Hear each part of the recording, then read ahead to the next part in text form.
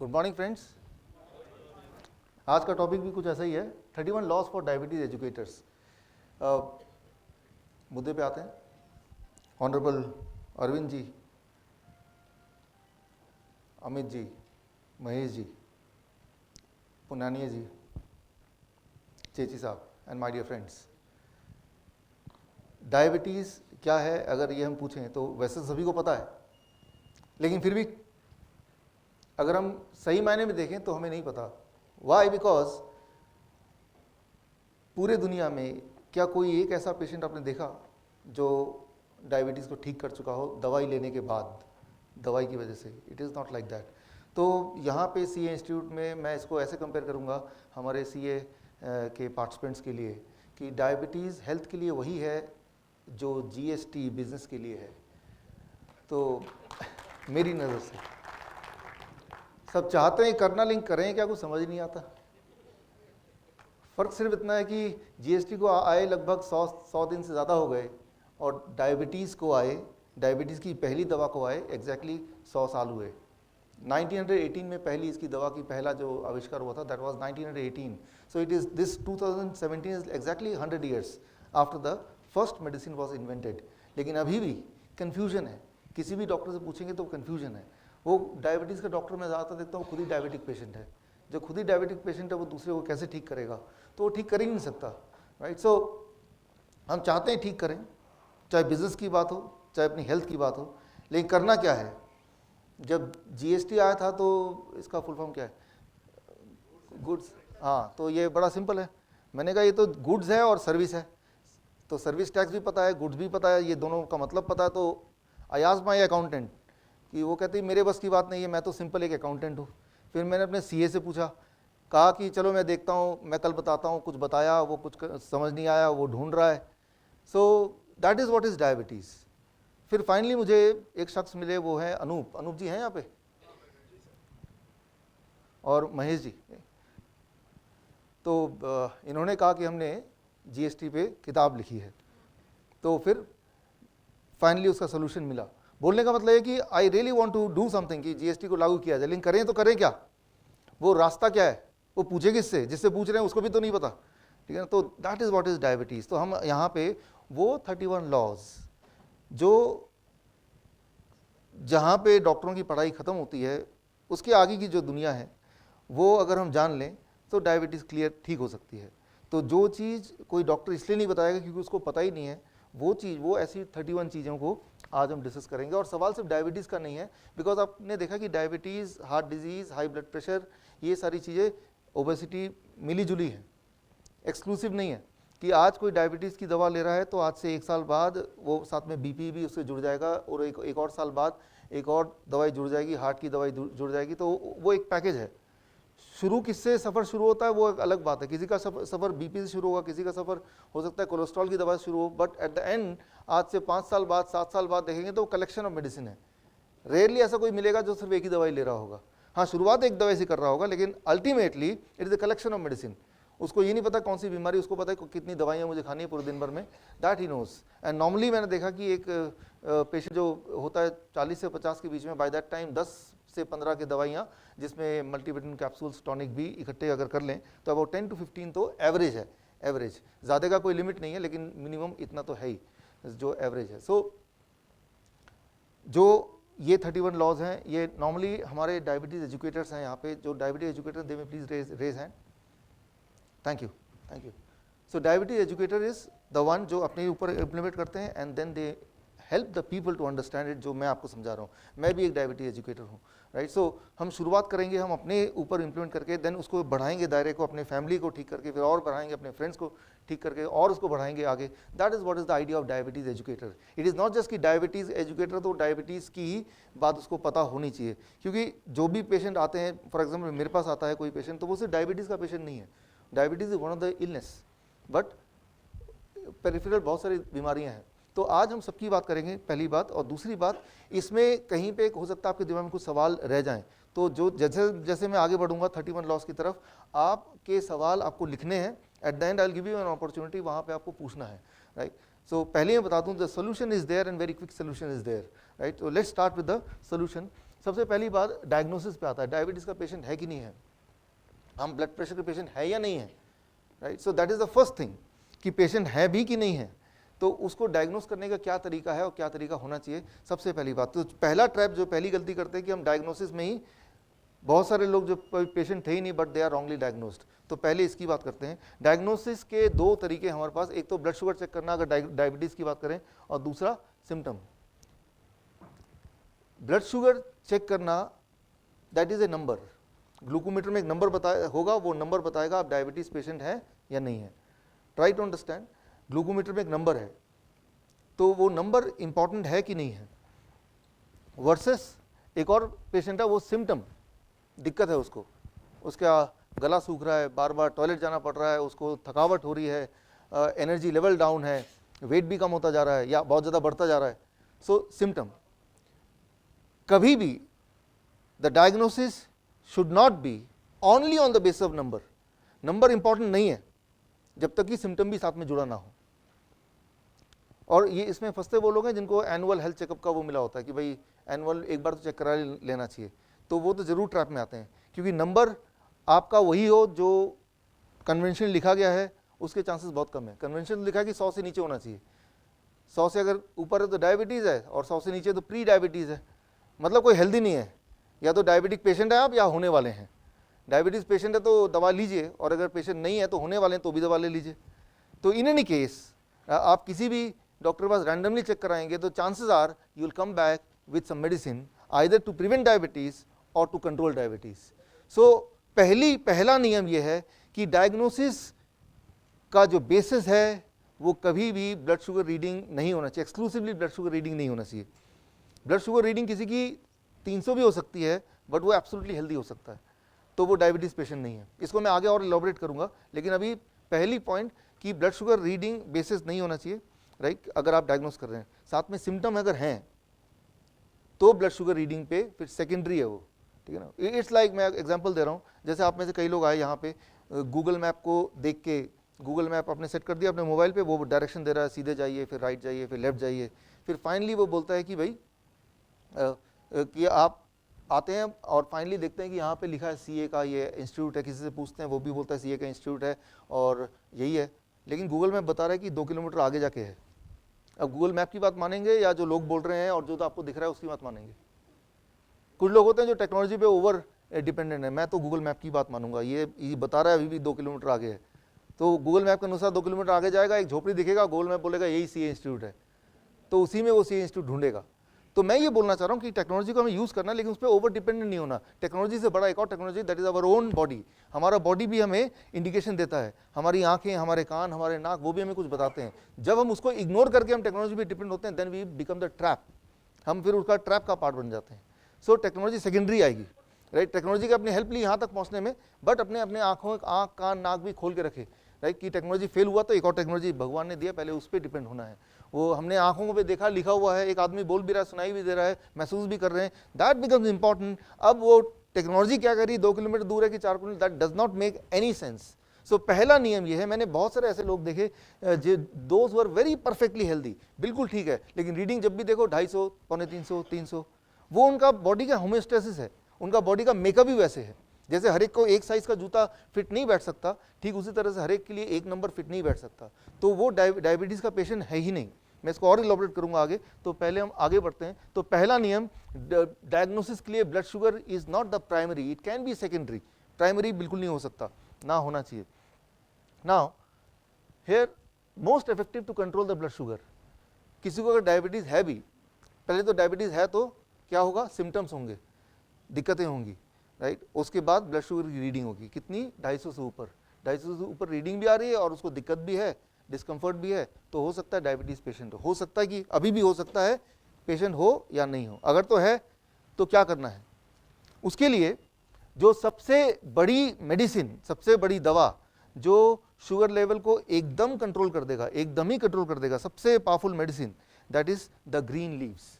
ये green leaves, हरे पत्ते, कौन से हरे पत्ते, कोई भी हरे पत्ते, मूली के पत्ते, पालक के पत्ते, पुदीने के पत्ते, धनिया के पत्ते, पान के पत्ते, आजकल तो सर्दी के मौसम में बहुत सारे पत्ते आ रहे हैं, कोई भी पत्ता, मान लो कोई इंसुलिन का पेशेंट है, जो इंसुलिन लेता है और गलती से अगर वो पत्ते खाया पहले दिन ही, तो उसकी इंसुलिन की रिक्वायरमेंट कम हो जाएगी और इंसुलिन की मात्रा अगर उसने उतनी ही रखी, डोसेज को कम नहीं किया, तो वो सीधे हाइपोग्लाइसेमिक स्टेज में आ जाएगा। सो जो सबसे बड़ा दवा है दुनिया में जो डायबिटीज़ को या ब्लड शुगर को उसी वक्त कंट्रोल कर सकता है 1-2 घंटे के अंदर ही, उसका नाम है ग्रीन लीव्स। सबसे बड़ी दवा, इमीडिएट सेम डे काम करेगी।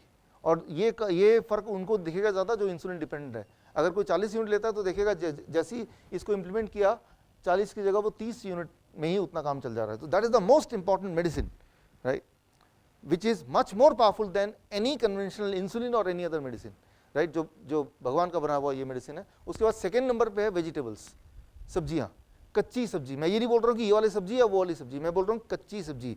कोई भी चीज़ जो आप बोल सकें ये सब्जी में कैटेगराइज होता है, तो वो ब्लड शुगर को इमीडिएटली पहले 4-5 घंटे में, ग्रीन लीव्स हैं जो 2 घंटे में कंट्रोल कर देगा, सब्जी है तो वो 4-5 घंटे में कंट्रोल कर देगा। कौन सी सब्जी, ये आप पे है, सीजनल जो भी वेजिटेबल आपको लगता है, लेकिन वो कच्चा खाना पड़ेगा, तो वो इमीडिएटली कंट्रोल कर देगा। तो पहले तो कोई पेशेंट है कि नहीं है वो एक डाउट है, अगर है भी तो कंट्रोल नहीं करने से मतलब है। तो कंट्रोल करने की सबसे बड़ी दवा मैंने बताया सेकंड नंबर पे वेजिटेबल है। फिर थर्ड नंबर पे स्प्राउट्स है, sprouts. It will take about 7-8 hours to control the blood sugar. अभी खाएंगे तो 7-8 घंटे बाद उसका नतीजा आपको दिख जाएगा। उसके बाद नट्स है, बादाम या कैशू नट या कोई भी मूंगफली, कच्ची, लेकिन कच्ची, और पानी में भिगो लें तो और अच्छा। और उसके बाद जो बहुत इंपॉर्टेंट है दैट इज फ्रूट्स, फल। वैसे तो नॉर्मली डायबिटीज़ के पेशेंट्स को बोलते हैं कि आप फल नहीं खा सकते, लेकिन आपको जान के हैरानी होगी फल के अंदर भी शुगर होता है। लेकिन इंटरेस्टिंग बात यह है, वो कभी एक्सपेरिमेंट करके मैं दिखाऊंगा आपको, फल के अंदर जो शुगर होता है उसका नाम किसी कोई बता सकता है? फ्रुक्टोज। और फ्रक्टोज जो है वो ब्लड में घुलता ही नहीं, घुलता ही नहीं ब्लड में। फ्रक्टोज सीधे ही इंटेस्टाइन से लिवर में चले जाता है। तो फल का जो मीठापन है या शुगर है वो ब्लड शुगर को नहीं बढ़ाता। हम क्या बोलते हैं, ब्लड ग्लूकोज बोलते हैं, ब्लड फ्रुक्टोज बोलते हैं हम। तो हम ब्लड फ्रुक्टोज क्यों नहीं बोल देते? डॉक्टर ये बोलेगा what is your blood glucose, कभी ये नहीं बोलेगा what is your blood fructose. सुना कभी किसी ने? तो फ्रुक्टोज बोलना चाहिए ना। तो पहली बात तो ये है कि भाई हम फल नहीं खा सकते, आम नहीं खा सकते, मीठे फल नहीं खा सकते। क्यों? क्योंकि उसमें शुगर है। हाँ है, उस शुगर का नाम तो पूछो क्या है, दैट इज फ्रक्टोज, राइट। तो फ्रक्टोज तो ब्लड में घुल नहीं सकता, वो उसमें उस तरह की केमिस्ट्री है ही नहीं, तो वो ब्लड शुगर को बढ़ा नहीं सकता, बल्कि वो लीवर में जाता है और उसके बाद वो एनर्जी में कन्वर्ट होता है। तो वो उल्टा हमारे डायबिटीज़ के पेशेंट के लिए और फायदेमंद है। यहाँ पे आप में से कुछ पेशेंट ऐसे होंगे जो कभी पेशेंट थे, लेकिन अब उन्होंने रोज़ के रोज़ किलो के किलो आम खा के, केले खा के अपनी डायबिटीज़ को ठीक कर लिया है। कोई यहाँ पे? हाँ, यहाँ पे 1 है, यहाँ पे 2 हैं, यहाँ पे 3 हैं, यहाँ पे 4 हैं, 5 हैं, यहाँ पे 6 हैं, 7 हैं। तो मतलब ये है कि मैं ये बोलना चाह रहा हूँ कि जहाँ पे डॉक्टर की नॉलेज खत्म होती है वहीं से हमारे डायबिटीज एजुकेटेड नॉलेज शुरू होती है। तो ये एक साइंस है कि fruit can not increase the sugar. Why? Because उसके अंदर जो शुगर होता है वो अलग ढंग का होता है और वो कभी ब्लड में घुलता ही नहीं है। ग्लूकोज भी होता है फ्रूट के अंदर, बट वो बहुत लिमिटेड होता है, वो तो हर जगह होता है, राइट। सो लेकिन ये दवा है, जब भी कोई दवा किसी को मिलती है तो दवा का एक डोज होता है, उस डोज पे वो काम करेगा।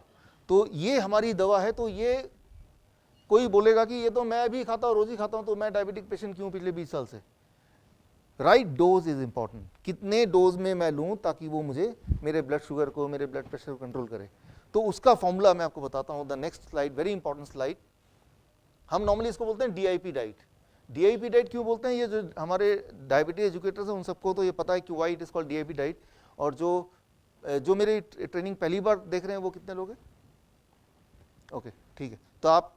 तो DIP डाइट क्या है वो वाला पार्ट आपको एक्सप्लेन करने के लिए जब यहाँ से जाएंगे तो मेरे जो पिछले ट्रेनिंग की जो DVD है वो आपको यहाँ पे काउंटर में मिल जाएगा, वो लेते हुए जाइएगा, तो ताकि ये कनेक्शन बन जाए। थोड़ा सा मिसिंग लिंक है, राइट। लेकिन यहाँ पे कोई दिक्कत नहीं आएगी समझने में, बट DIP का हिस्ट्री क्या है वो समझने के लिए एक DVD है 3 घंटे की, वो यहाँ से लेते हुए जाएंगे, वो घर जाके देख लीजिए।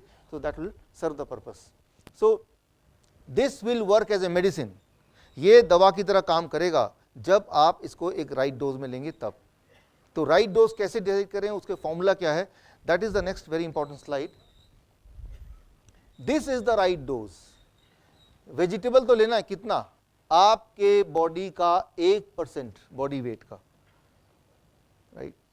तो जैसे कोई 100 किलो का है तो कितना किलो लेना पड़ेगा, 1 kg, राइट। तो ग्रीन लीव्स लेना तो है, लेकिन कितना लेना है, आपके बॉडी के वेट का 0.1%, only then it will work as a medicine, तभी वो मेडिसिन की तरह काम करेगा। तो मान लो कोई 100 किलो का आदमी है तो कितना वो ग्रीन लीव लेना पड़ेगा उसको, 100 ग्राम, मिनिमम 100 ग्राम, राइट। तो ये रूल है। तो पहली बात तो ये कि हमें खाना है, क्या खाना है वो देख लिया, लेकिन वो काम नहीं कर रहा। कई सारे पेशेंट बोलेंगे लेकिन काम क्यों नहीं कर रहा, बिकॉज वो राइट डोज पे नहीं ले रहे हैं। What is the dose, how to decide for a patient, तो ये अपने लिए आप डोज कैलकुलेट कर सकते हैं या किसी और के लिए आप डोज कैलकुलेट कर सकते हैं। कैलकुलेट करने के लिए जस्ट एक 1 slide is enough to calculate the dose. और ये जो डोसेज मैंने ये है, ये सिर्फ ब्लड शुगर के लिए नहीं है। ब्लड शुगर को 24 घंटे में कंट्रोल कर देगा ये, 24 घंटे से 3 दिन के अंदर, और ब्लड प्रेशर को 3 से 7 दिन के अंदर कंट्रोल कर देगा, same thing. So blood pressure का पेशेंट है तो उसको आपको ये वार्निंग देनी पड़ेगी कि अगर आप इसके मुताबिक चलेंगे तो 7 दिन में आपको ब्लड प्रेशर की दवाई को या तो टेपर करना पड़ेगा या छोड़ना पड़ेगा। वाई, बिकॉज अगर नहीं छोड़ेंगे तो वो क्या हो जाएगा, लो ब्लड प्रेशर का पेशेंट बन जाएगा, right. So it is so powerful that the warning is they have to either taper the medicine or they have to stop the medicine all together, right. So now अभी हम बात कर रहे हैं कि ऐसे कौन सी चीजें हैं जो एकदम दवा से भी ज्यादा स्ट्रांगली ब्लड शुगर को कंट्रोल कर सकते हैं, ब्लड प्रेशर को कंट्रोल कर सकते हैं बिना किसी नुकसान के, बल्कि आपके अंदर के बॉडी के रिपेयर करके। फॉर एग्जांपल, बॉडी में एक केमिकल होता है जो बनता है जो शुगर को कंट्रोल करता है। व्हाट इज दैट, एक हार्मोन, इंसुलिन। अब इंसुलिन को बनाने के लिए कुछ वर्कर होते हैं, उनका नाम क्या है, बीटा सेल। देखिए हम में से बहुत कम लोग साइंस के स्टूडेंट होंगे, लेकिन ये बीटा सेल, ये सारे कुछ टर्मिनोलॉजी वो रटा दिया है, डॉक्टर ने रटा दिया है, और ये भी रटा दिया कि बीटा सेल कभी दोबारा बन नहीं सकते। जरा सोचिए, बॉडी के सारे सेल्स दोबारा बनते हैं। ब्लड सेल हर 3-4 महीने में बनता है, स्किन के सेल बनते ही रहते हैं, हेयर बनता है, नाखून बनता है, ऐसा कोई सेल नहीं है ब्रेन के कुछ सेल को छोड़ के जो कि दोबारा नए नहीं बनते। तो बीटा सेल दोबारा क्यों नहीं बन सकते, बीटा सेल दोबारा बन सकते हैं, एक कंडीशन में बन सकते हैं, जब आप बॉडी को रिपेयर करने के लिए इस डोजेस में खाना कुछ दिन तक देंगे तो बीटा सेल दोबारा बनने लगते हैं। It body is able to create new beta cell. लेकिन इसका उल्टा करें तो बीटा सेल मरते हैं सबके बॉडी में, बिकॉज कोई सेल ऐसा नहीं जो एक बार बना और 100 साल तक रहा, वो मरेगा फिर नया सेल आएगा, फिर वो मरे, दैट्स व्हाट यू नो। हर 11 साल में हम एक नए इंसान बन जाते हैं, क्योंकि 11वें साल तक हमारे बॉडी के सारे सेल्स एक बार चेंज हो चुके हैं, तो हम ब्रांड न्यू बनते हैं after every 11 years, including the beta cell. तो बीटा सेल मरते हैं, ट्रू, लेकिन नए बन सकते हैं, वो भी ट्रू है। लेकिन कुछ ऐसे पेशेंट हैं, स्पेशली डायबिटीज टाइप 1 पेशेंट, जो लोग देखते हैं कि जीवन भर उनको इंसुलिन पे रहना पड़ता है। तो सवाल ये, तो बीटा सेल क्यों नहीं बने, वो इसलिए कि वो डॉक्टर्स कुछ ऐसे पॉइजन उनको देते रहते हैं ताकि उनका बीटा सेल नया बनेगा भी तो उसी दिन मर जाए, मारते रहते हैं। मैं आपको एग्जांपल दे रहा हूँ। मान लो कोई एक आदमी आता है कीचड़ में लथपथ होके, बोलता है मुझे क्लीन होना है, तो आप क्या बोलेंगे, नहा लो ठीक हो जाओगे। लेकिन वो नहाते जा रहा है, कोई कीचड़ फेंकते जा रहा है उसके ऊपर, क्या कभी आएगा जब वो पूरी तरह क्लीन हो जाएगा? हाँ, पहले ये कि जो सप्लाई कीचड़ की उसको बंद करो, अब नहाओ, राइट। सिमिलरली जो कॉज है उसका खराब होने का, उस कॉज को पहले रोकना होगा। तो वो कॉज क्या है जो बीटा सेल को किल कर सकती है उसका, that is the most important slide, the next slide. What's in blood sugar control, सबसे ज्यादा जो खराब चीज है वो है मिल्क, दूध, राइट। सो ये कुछ लोगों को शॉकिंग लगेगा जो मेरी ये पहली बार सुन रहे हैं, लेकिन इसको मैं एक्सप्लेन करूँ आपको कि ये मिल्क क्यों है। उसके लिए उससे ज़्यादा एक मैं आपको अच्छी चीज़ बताता हूँ, सिंपल। एक हफ्ते के लिए अगर आप दूध छोड़ देंगे, एक हफ्ता छोड़िए, 10 दिन के लिए दूध छोड़ देंगे, तो आप देखेंगे, कुछ और मत कीजिए जो मैं बोलने वाला, सिर्फ एक चीज़ कीजिए कि फॉर 1 वीक मैं डेयरी प्रोडक्ट सारा छोड़ देता हूँ, जस्ट एक हफ्ते के लिए। ज़िंदगी भर तो पिया ही है, खाया है, तो एक हफ्ते में ऐसा क्या हो जाएगा, या 10 दिन में क्या हो जाएगा? जोड़ों के दर्द आपके ठीक होने लगेंगे, ब्लड शुगर आपके नॉर्मल होने लगेगा, ब्लड प्रेशर नॉर्मल होने लगेगा, आपका हाँफना कम हो जाएगा, आपकी बॉडी का वेट नॉर्मल, जो लोग मोटे हैं। ये सारे चेंजेस सिर्फ एक चीज़ से आ सकता है, if you stop the dairy product, right, the moment you stop.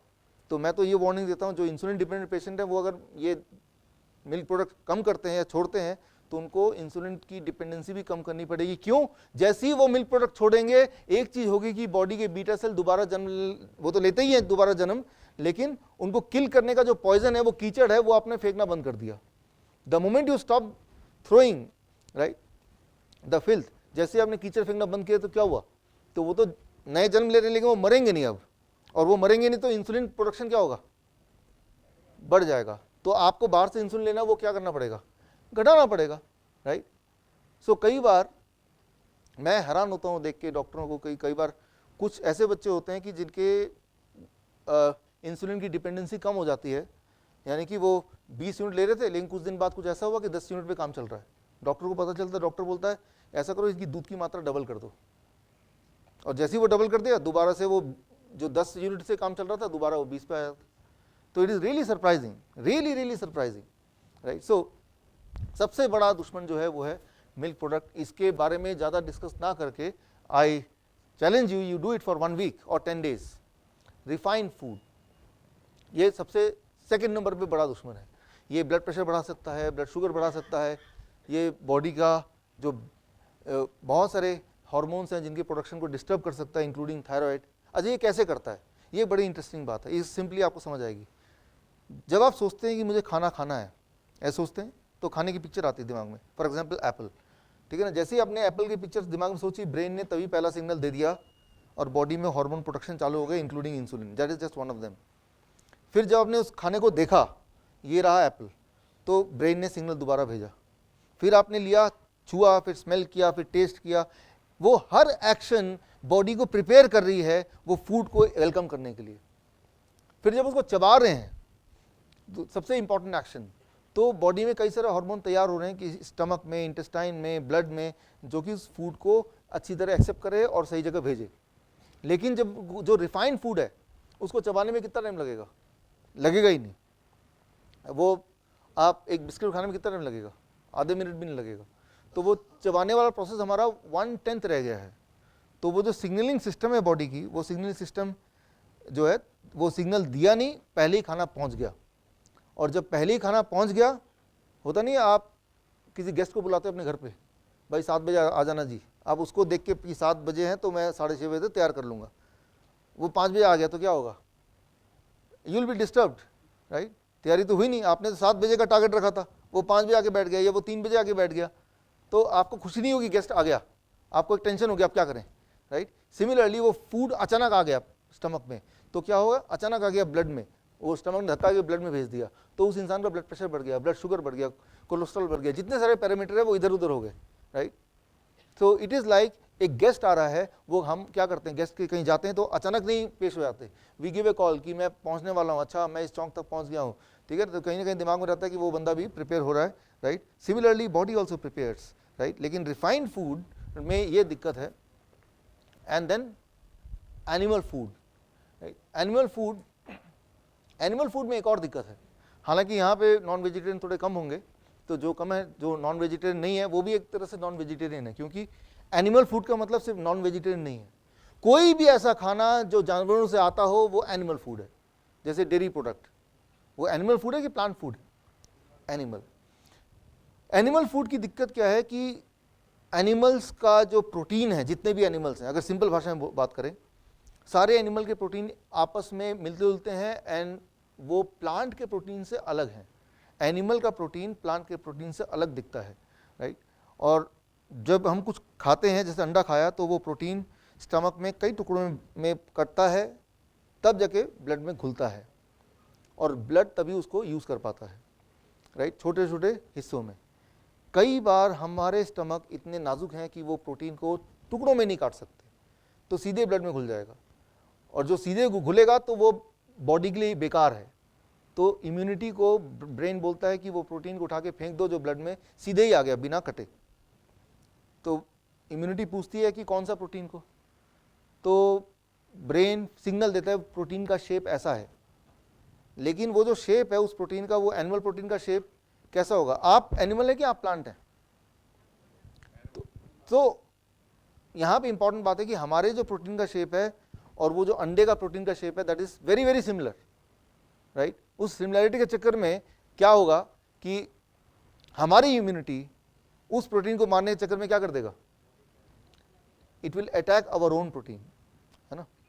तो जैसे मैं आपको कई बार मैं समझाने का एग्जांपल देता हूँ कि आप पुलिस कांस्टेबल, एक फ़ोन आया कि भाई आपके एरिया में एक चोर आ गया, उसको मार डालो गोली से, जैसे ही दिखे। मैं पहचानूंगा कैसे? वो बोलेगा कि भाई उसकी बड़ी बड़ी मूछें हैं। अब क्या गड़बड़ होगी,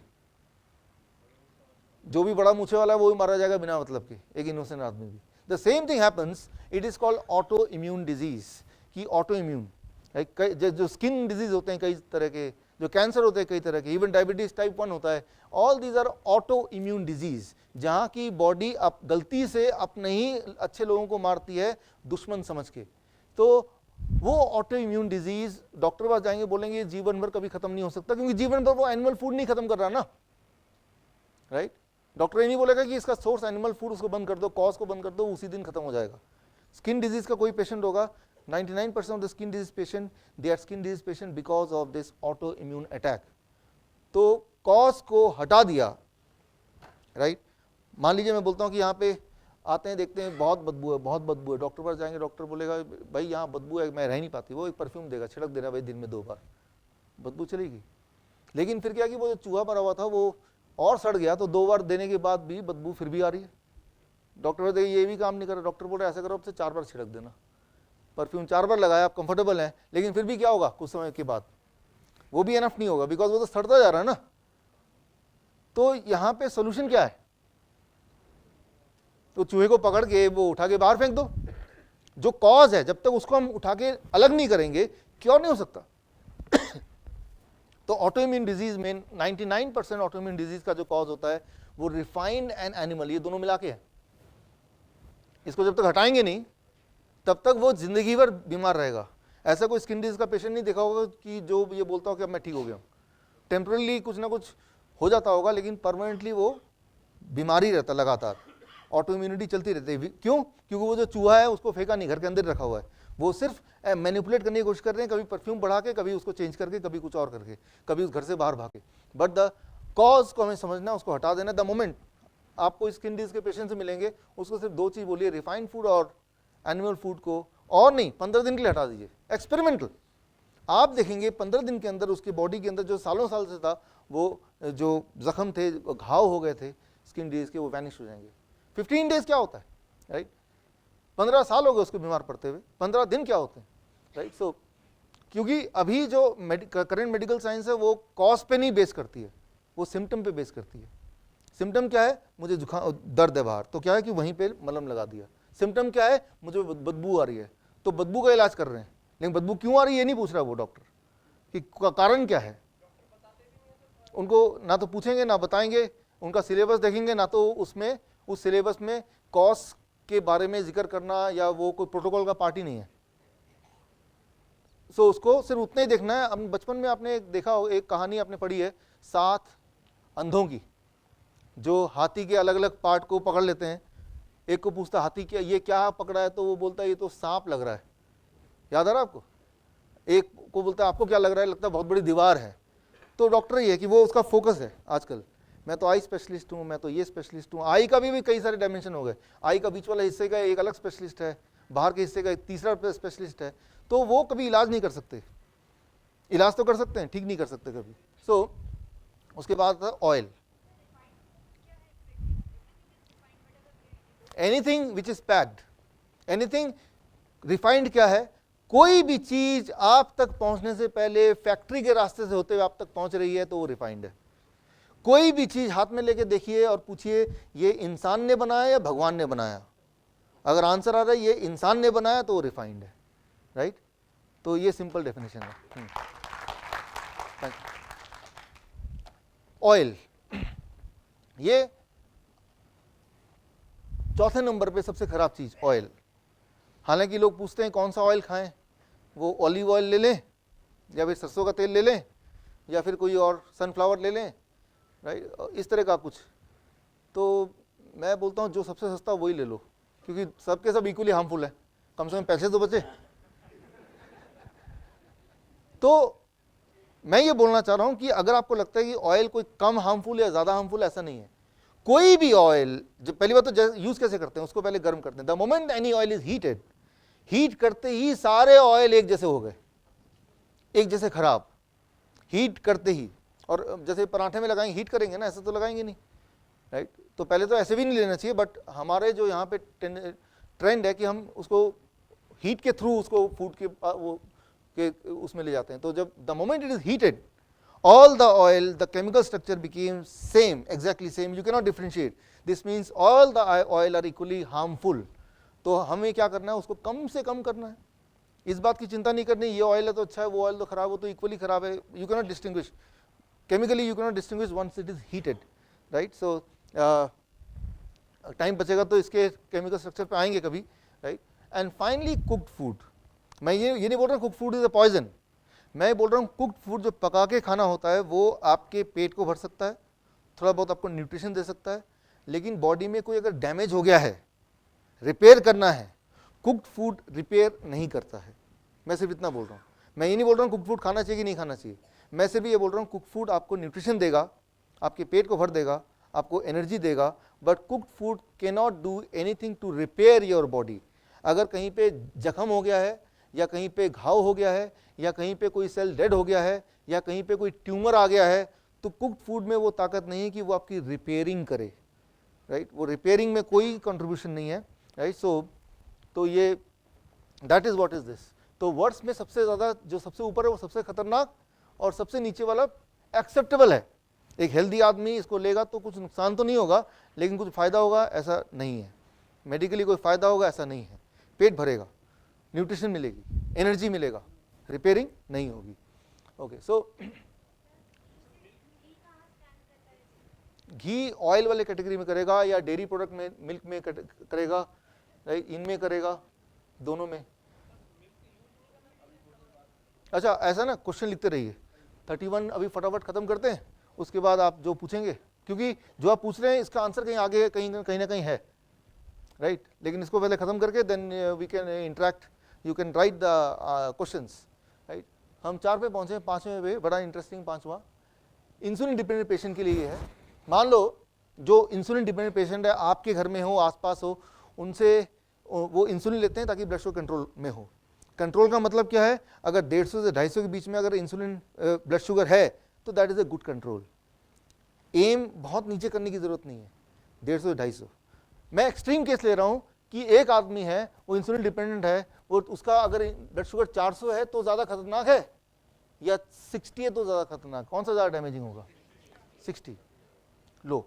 और इतना लो कभी भी बॉडी नॉर्मली नेचुरली नहीं करती, चाहे भूखे रहें तब भी। वो तभी होगा जब आप इंसुलिन का ओवरडोज लेंगे या मेडिसिन का ओवरडोज लेंगे, राइट। सो ये बात एकदम क्लियर करनी चाहिए, that is the rule number 5 for diabetes educator, कि अगर कोई दवा पे है या कोई इंसुलिन पे है तो उसको ये एम करना है कि शुगर से थोड़ा ज़्यादा बढ़ा रहा है, कोई दिक्कत नहीं है, लेकिन ओवरडोज से ज़्यादा कम ना हो जाए। ये हमें याद रखना है, high blood sugar is not good, but high insulin dose is even worse. ज़्यादा शुगर अच्छा है ऐसा नहीं है, वो थोड़ा ख़राब है, लेकिन ज़्यादा इंसुलिन और ख़राब है। तो खराब और ख़राब में अगर हमें चूज़ करना हो तो ख़राब को ही चूज़ करेंगे ना। मैं ये नहीं बोल रहा हूँ कि 400 रहना बड़ा अच्छा है, लेकिन 60 रहना और ख़राब है। और 60 आया कैसे? सिर्फ एक ही तरीके से आ सकता है, जब आप आर्टिफिशियली कुछ लेंगे, केमिकल लेंगे या इंजेक्ट करेंगे, that is the only way. Normally आप भूखे रहिए 10 दिन तक, तब भी 60 नहीं आएगा। बॉडी की टेंडेंसी नहीं है बॉडी अपने स्टोरेज में से आपको शुगर देता रहेगा, एनर्जी देता रहेगा, कुछ ना कुछ जुगाड़ करेगा body, right. So this is rule number 5। Now इसीलिए रूल नंबर 6 आता है, क्योंकि रूल नंबर 5 क्या है कि लो शुगर नहीं होना चाहिए, उससे बचना चाहिए हमें, वो डैमेजिंग होता है, वेरी लो शुगर।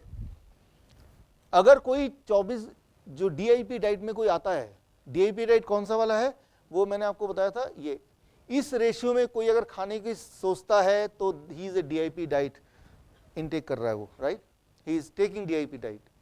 सो इस डाइट पे जैसे ही कोई आएगा, वो 100% ना करे, इसको अगर 50% भी अमल कर रहा है, तो अगर ऐसा वो करेगा तो एक रूल और जुड़ जाएगा, दैट इज कि 24 घंटे के अंदर ही, उस डाइट के लेने के अंदर ही उसको अपनी दवा बंद करनी होगी। आज अगर घर जाके अपने पेशेंट को किसी को बोलते हैं कि ये डाइट पे आ जाओ, और वो अगर दवा पे है, तो ये डाइट पे आने का मतलब वो दवा छोड़ना ज़रूरी है। दवा नहीं छोड़ेंगे तो क्या होगा, ये डाइट क्या कर रहा है, ब्लड शुगर को कम कर रहा है, वो दवा क्या कर रहा है, वो भी कम, दोनों मिलके क्या होगा, बहुत कम। तो आप उस पेशेंट का नुकसान कर रहे हैं उल्टा, और हमारी टेंडेंसी उस पेशेंट को फायदा पहुंचाना। तो उसको ये है कि या तो आप वो दवा भी बंद करो तो ये शुरू करो, क्योंकि ये भी दवा है बट नेचुरल दवा है।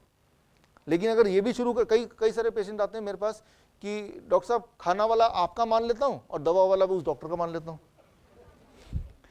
वो सोचते हैं बीच का रास्ता, लेकिन वो ज़्यादा खतरनाक। मैंने कहा कि भाई दोनों में से एक चुनो, you have to choose one of them. दोनों चुनेंगे तो आपका नुकसान हो जाएगा और वो हमारा पर्पस है नहीं, right. So this rule number 6। Now more important than this, अगर जो इंसुलिन डिपेंडेंट पेशेंट है और अगर वो ये बोलता है कि मैं 100% वर्ड यूज कर रहा हूं, वो DIP डाइट में आऊंगा, जो मैंने अभी स्लाइड दिखाया था, तो अगर कोई ऐसा करेगा तो उसी समय से, जिस समय उसने ये सोचा और करना शुरू किया, फ्रॉम दैट, मैं दैट डे नहीं बोल रहा हूं, दैट मोमेंट ओनली, राइट, जो इंसुलिन वो लेगा, वो इंसुलिन की मात्रा ऑन एवरेज 1/3 करना होगा। फॉर एग्जाम्पल अगर वो 100 यूनिट लेता था तो, और DIP डाइट में आज से आना शुरू करेगा, तो आज कितना इंसुलिन लेना पड़ेगा उसको 100 की जगह? How much? 33 reduce to, right, reduce to होगा ये, राइट। यहाँ पे मिस्टेक आपको मैं क्लियर कर देता हूँ कि अगर 100 वाला है तो उसको 33 से ही वही वाला फायदा मिलेगा, उतना ही ब्लड शुगर हो जाएगा जो नॉर्मली 100 से होता था। क्लियर हो गया ये बात, राइट। और अगर वो नहीं मान रहा, कई ऐसे पेशेंट होंगे, ठीक है डाइट तो ये ले लेता हूँ, इंसुलिन उतना ही चलने देता हूँ, दैट इज वेरी डेंजरस। तो वो बहुत ही डेंजर, इसलिए ये है कि अगर if you think of suggesting somebody the diet, आपको शुरुआती इससे करना है कि क्या आप इंसुलिन की डोज को चेंज करने को तैयार हैं। अगर तो नहीं, तो डाइट के बारे में सुनने की भी जरूरत नहीं है, राइट। सो क्यों? क्योंकि अगर वो इंसुलिन डोज नहीं चेंज करेंगे तो उसके लिए बहुत डैमेजिंग हो जाएगा, वो बहुत लो ब्लड शुगर चला जाएगा, और वो हम चाहते नहीं है, we don't want that, right. So that becomes rule number 7। Now the rule number 8, इसमें कुछ पेशेंट ऐसे आएंगे जिनको दांतों की दिक्कत है, टीथ प्रॉब्लम, जो बूढ़े लोग हैं वो चबा नहीं सकते, राइट। या कुछ लोग हैं बोर हो जाते हैं चबाते चबाते, बोलते हैं डॉक्टर साहब ये जो वेजिटेबल कच्चा और ये पत्ते खाते हैं, मुझे ऐसा लग रहा है जैसे मैं गाय हूँ, चबाते रहते हैं, वो खत्म ही नहीं होता, राइट। चबाने की आदत नहीं ना हमें, राइट। वो ब्रेकफास्ट अगर इसके अकॉर्डिंग करेंगे, जैसे मैंने आपको बताया DIP diet will take about 1 hour, lunch करेंगे तो लगेगा 1 घंटा, डिनर करेंगे तो लगेगा 1 घंटा। तो जो इंसान 10 मिनट में लंच एंड डिनर फिनिश करने का आदी हो, वो 1 घंटा कहाँ देगा, राइट। तो बोलता है मैं चबाता रहता हूँ, तो मैं तो वो बोर हो गया, मैं थक गया, राइट। तो फिर मैं उसको बोलता हूँ, नेगोशिएशन होता नहीं है, जब आप किसी दुकान में जाते हैं तो थोड़ा नेगोशिएशन करते हैं, यार इतने का लगा दो, नहीं इतना का लगा दो, कि कहाँ उसका दिमाग फिट होता है। दुकानदार सोचता है 10 रुपये कम करने से ये माल मैं बेच सकता हूँ। तो हमारी हालत एज ए डायबिटीज एजुकेटर वही है कि यार ये तो मानेगा नहीं, मैं बोलूँ 1 घंटा लगेगा तो ये करेगा ही नहीं, मेरी बात मानेगा ही नहीं। तो मैं फिर थोड़ा नेगोशिएट करके कि अच्छा ऐसा कर लेना, थोड़ा स्टीम कर लेना, स्टीम करने से क्या होगा, थोड़ा नरम हो जाएगा तो जल्दी खा लेगा। लेकिन कोई ऐसा भी होगा स्टीम से भी नहीं मानेगा, फिर क्या बोलना है, चल यार थोड़ा बॉईल कर लेना और नरम हो जाएगा। तो ये नेगोशिएशन पार पे है, कहाँ जाके वो बंदा फिट होता है, राइट। फिर बोलता है मैं बॉयल से भी नहीं मानूंगा, तो फाइनली ये जूस कर लेना भाई, राइट। जूस नहीं मानेगा तो कुक तो कर ही रहा था, राइट, तो करते रहो। तो ये आपको देखना है कि एज ए दुकानदार, शॉपकीपर की कहाँ पे उसको कन्विंस कर दिया। हमारा गोल क्लियर है कि मुझे उसको ठीक करना है, लेकिन कोई 100% आपकी सारी बात मान ले जरूर नहीं, उसे लाइफस्टाइल फिट ही नहीं हो रहा, उसने उतना बजट रखा ही नहीं टाइम का कि रोज मैं 3 घंटे तो खाता ही रहूं। उसने बजट रखा 30 मिनट का पूरे दिन भर में, और हमारे कहने पे 30 मिनट का 60 मिनट कर सकता है, 3 घंटे नहीं कर सकता। तो चलो भाई, इसकी यहाँ पे कहीं भी जहाँ फिट हो जाए वो कर सकता है। लेकिन साथ में ये भी इंपॉर्टेंट है, जैसे जैसे यहां से यहां तक हम ट्रेवल करेंगे उसकी इफेक्टिवनेस कम होगी, खत्म नहीं होगी, कम होगी। अच्छा कितनी कम होगी? As a diabetes educator that is very important for you to understand, so that you can make them understand. 100% is raw, लेकिन स्टीम भी खराब नहीं है, 70% इफेक्टिव है तो अच्छा ही है। बॉयल भी उतना खराब नहीं, 50% इफेक्टिव है। 40% तो जूसेस भी है, फ्रेश जूस, पैक्ड नहीं बोल रहा मैं। और जूस भी तब बनाओ जब आपको पीना हो, और जब पी रहे हैं तो 1 गिलास पीने में करीब 15 से 20 मिनट लगना चाहिए, जैसे कि कोई शराब पीता ना आराम से, उस ढंग से, तो वो इफेक्टिव होगा। कुक फूड को मैंने 0 पे रखा है, क्योंकि मैंने आपको बता दिया कि कुक फूड आपको पेट भरा सकती है, आपका एनर्जी दे सकती है, लेकिन आपको टेस्ट को सेटिस्फाई कर सकती है, बट रिपेयरिंग नहीं कर सकती।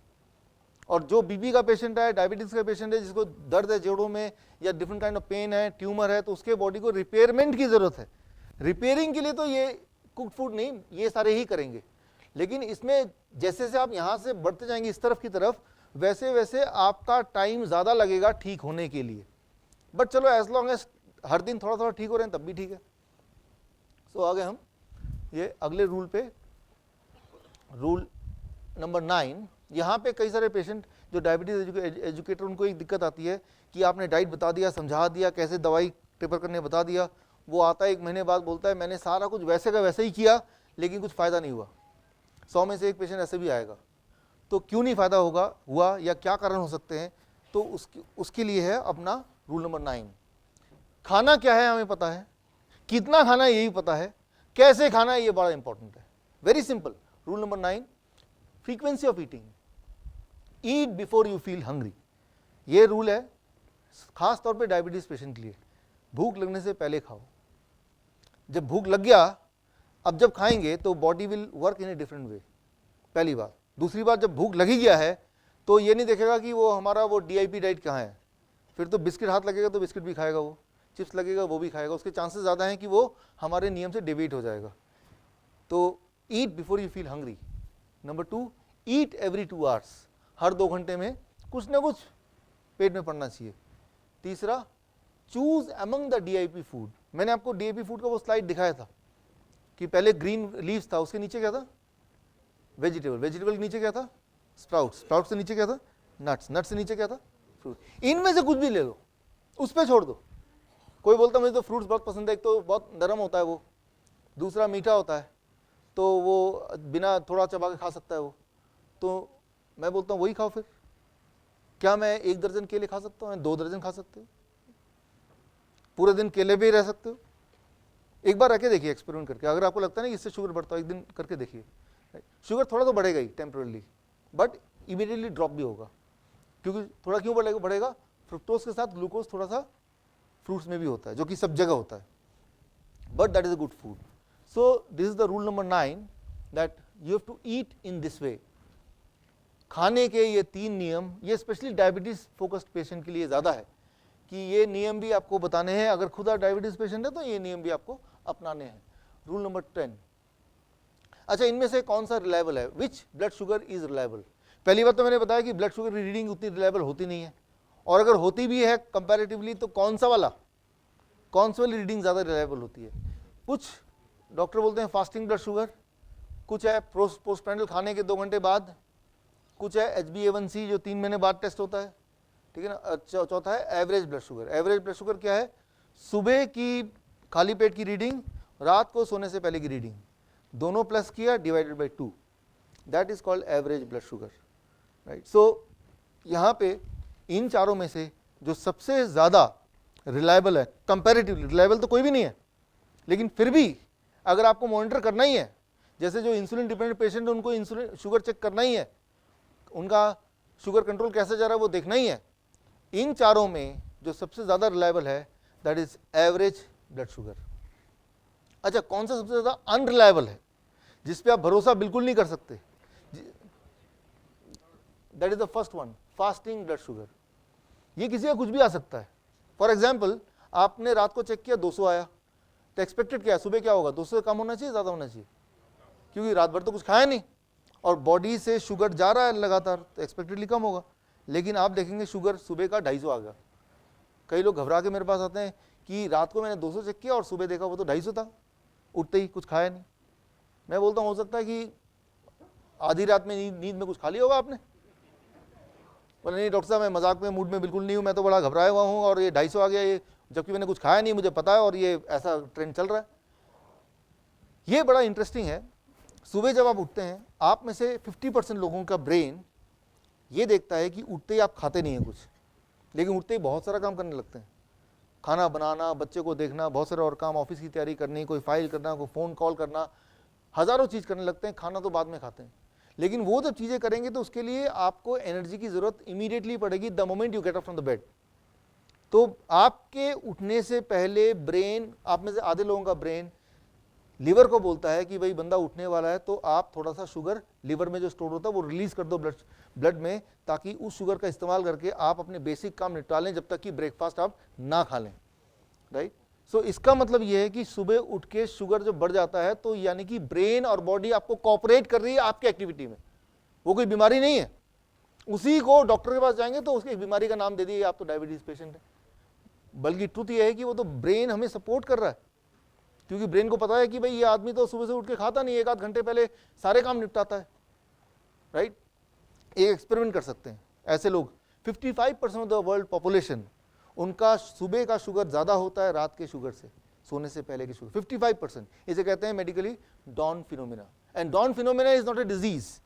जिस तरह से कोई गोरा है कोई काला है, तो हम ये नहीं बोल सकते जो काला है वो बीमारी है या गोरा वाला बीमारी है, वो तो एक हमारा बॉडी का मेकअप है। ठीक उसी तरह से किसी का शुगर रात से ज्यादा आ सकता है सुबह, किसी का कम आ सकता है। ये डिपेंड करता है कि बॉडी ब्रेन हमारे साथ कोऑपरेट कर रही है या ब्रेन ने सोचा कि इसके हाल पे छोड़ दो, ये जो भी कर रहा है ये देख लेगा अपने आप ही। जब वो भूख लगेगी सुबह तो अपने आप पहले खाएगा, फिर बाद में काम करेगा। It all depends, but that is not a disease, उसके लिए कुछ करने की जरूरत नहीं है।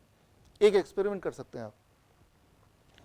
एक दिन किसी को बोलिए अपने घर में या आप खुद भी 4 बजे या 3 बजे ब्लड शुगर रीडिंग चेक कीजिए। सोते वक्त अगर 200 था तो 3 बजे आपका आएगा 150। अब सुबह उठ के चेक कीजिए 250, यानी 3 से 7 बजे के बीच में 150 का 250 हुआ ना, 100 बढ़ गया। क्योंकि ब्रेन ये देखता है कि इसका उठने का समय होने वाला है, तो ब्रेन ने लीवर को बोल दिया रोज की तरह भाई उठने वाला है, अब आप शुगर रिलीज करो। तो वो ड्रॉप होके आपके उठने से पहले बॉडी तैयार करती है अपने आप को, ताकि आप एनर्जी के साथ काम कर सकें। उसी को एक बीमारी का नाम दे दिया। तो फास्टिंग शुगर का कोई मतलब नहीं है, ये आपको राइट पिक्चर नहीं देगी, क्योंकि बॉडी के बिहेवियर क्या होगा आपके लिए वो ब्रेन डिसाइड करता है बहुत सारे फैक्टर्स पे। सो सबसे ज़्यादा अनरिलायबल ये है, रिलायबल ये है। बाकी इन दोनों में जो 3rd नंबर पे रिलायबल है वो ये सबसे, और उसके बाद ये, इसकी कोई जरूरत नहीं होती HbA1c। सिर्फ एक चीज कर सकते हैं HbA1c कि आपका पिछला 3 महीना अगले 3 महीने के कंपैरिजन में कैसा रहेगा। You can compare yourself with this. अगर आप सोचे मेरा 6.55 से कम होगा तो मैं ज्यादा होगा तो मैं डायबिटिक पेशेंट हूं, that is not true. HbA1c जो टेस्ट है ये WHO ने वैसे भी अप्रूव नहीं किया हुआ है, ये अप्रूव टेस्ट की लिस्ट में नहीं है। ये तो डॉक्टर बोल देता है टेस्ट करने के लिए, तो इसकी ऑथेंटिसिटी वैसे भी नहीं है। ये यूरोप में चले जाएंगे ये टेस्ट होता भी नहीं है, राइट। ये टेस्ट अपने इच्छा से आप यूं ही कराएंगे just for the sake of कराना, वो अलग बात है। बट इससे कोई निष्कर्ष निकालना या इससे ये डायग्नोज करना कि आप डायबिटिक है कि नहीं, ये ऑफिशियली भी ये नहीं है। एनीवे, हम चलते हैं रूल नंबर 11 की तरफ। हम शुगर डायग्नोस की बात कर रहे थे, ब्लड शुगर की accuracy of blood sugar monitor. कई बार पेशेंट बोलते हैं डॉक्टर साहब मैं सेम डाइट ले रहा हूँ, कल सुबह में मेरा 150 आया था, आज 150 था वो 160 आ गया, वो 10 कैसे बढ़ गया। देखिए उतना एक्यूरेसी इस इंस्ट्रूमेंट में नहीं है। आप एक्सपेरिमेंट करके देखिए, 5 उंगलियों से आप शुगर लीजिए और अभी चेक कीजिए एक साथ, एक में आएगा 100, एक में आएगा 150, एक में आएगा 125, एक में आएगा 127, करके देखिए। या एक ही उंगली से ज्यादा ब्लड लीजिए और उसको 2 बार चेक कीजिए, एक में आएगा 190, दूसरे में 250। तो बोलते हैं डॉक्टर साहब किसकी कौन सा मानूं, जो सबसे कम है उसको मान लो या जिसमें ज्यादा खुशी मिलती है उसको मान लो। बोलने का मतलब ये है कि आज की जो टेक्नोलॉजी जिसपे आप बिल्कुल ऐसा मानते हैं ये भगवान का दिया हुआ नंबर आ गया कैलकुलेट किया हुआ जो कि कभी फेल नहीं हो सकता, ऐसा नहीं है। The instrument which you are having is not accurate.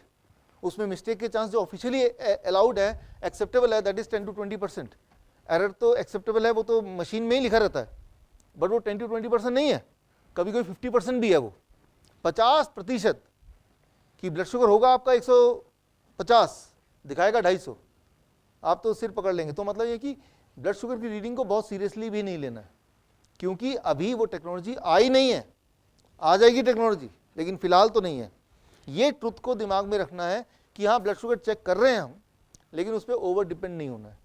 हमें पूछना है मैं हेल्थ वाइज कैसा फील कर रहा हूँ, 250 रीडिंग है, 300 रीडिंग है, हेल्थ वाइज मैं फर्स्ट क्लास फील कर रहा हूँ, तो that is more important, right, that is more important. आप 2 ग्लूकोमीटर लेंगे, सेम ब्लड सैंपल लेंगे, 2 अलग रीडिंग आएगी, राइट। सो वो एक्सपेरिमेंट करके कभी आप खुद भी देख सकते हैं। आप ब्लड का सैंपल वेन से लेंगे, रीडिंग कम आएगी, जैसे जैसे यहाँ शिफ्ट होते जाएंगे रीडिंग ज़्यादा आएगी, तो आप डिसाइड कीजिए कैसा रीडिंग चाहिए, कम चाहिए यहाँ से ले लीजिए ब्लड, अच्छा मुझे थोड़ा ज़्यादा चाहिए यहाँ से ले लीजिए भाई। तो चॉइसेस हैं आपको, क्या रीडिंग चाहिए आप सोचिए, मैं आपको तरीका बताऊंगा कि कैसे देखना है कि वो रीडिंग आपको मिल जाएगी, अगर आपको रीडिंग से ही मतलब है तो मैं ये बोलना चाह रहा हूँ रीडिंग का कोई लेना देना नहीं है खास, इंपॉर्टेंट है हाउ यू आर फीलिंग।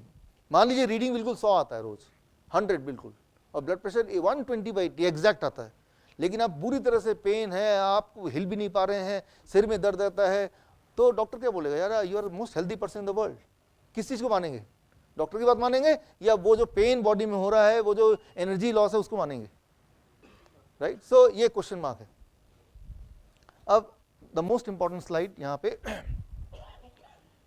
जैसे ही आप DIP डाइट शुरू करेंगे, वो जो मैंने दूसरा स्लाइड दिखाया था, लीफ, ग्रीन लीफ, वेजिटेबल, उसका प्रोपोर्शन में क्या उम्मीद कर सकते हैं, ये rule number 20, blood sugar control within 24 hours to 3 days, 24 घंटे से लेकर 3 दिन के अंदर blood sugar control, blood pressure control 3 से 7 दिन के अंदर, यानी कि 7वें दिन में आपको ब्लड प्रेशर की गोली या तो खत्म करनी होगी या टेपर करना होगा, क्योंकि ब्लड प्रेशर कम होगा ही होगा। ब्लड कोलेस्ट्रॉल में जो इफेक्ट होता है वो 24 घंटे में। वाई? ये जो डाइट आप ले रहे हैं ना, that is zero cholesterol diet. एक रूल याद रखिए सिंपल, भगवान ने कोलेस्ट्रॉल बनाने की ताकत सिर्फ एनिमल्स को दी है, plant can not make cholesterol. तो जब आप वही काम खाना ले रहे हैं जो प्लांट से आता है, तो आप फूड में कितना कोलेस्ट्रॉल ले रहे हैं, 0। इसका मतलब आपका बॉडी में जो कोलेस्ट्रॉल है ब्लड में, वो वही वाला कोलेस्ट्रॉल है जो बॉडी खुद बना रही है, और बॉडी खुद कभी भी एक्सेस कोलेस्ट्रॉल नहीं बनाती, उतना ही बनाती जितना बॉडी को जरूरत है। इनफैक्ट दुनिया में जो बॉडी के लिए जिंदा रहने के लिए सबसे इंपॉर्टेंट अगर कोई केमिकल है, that is cholesterol.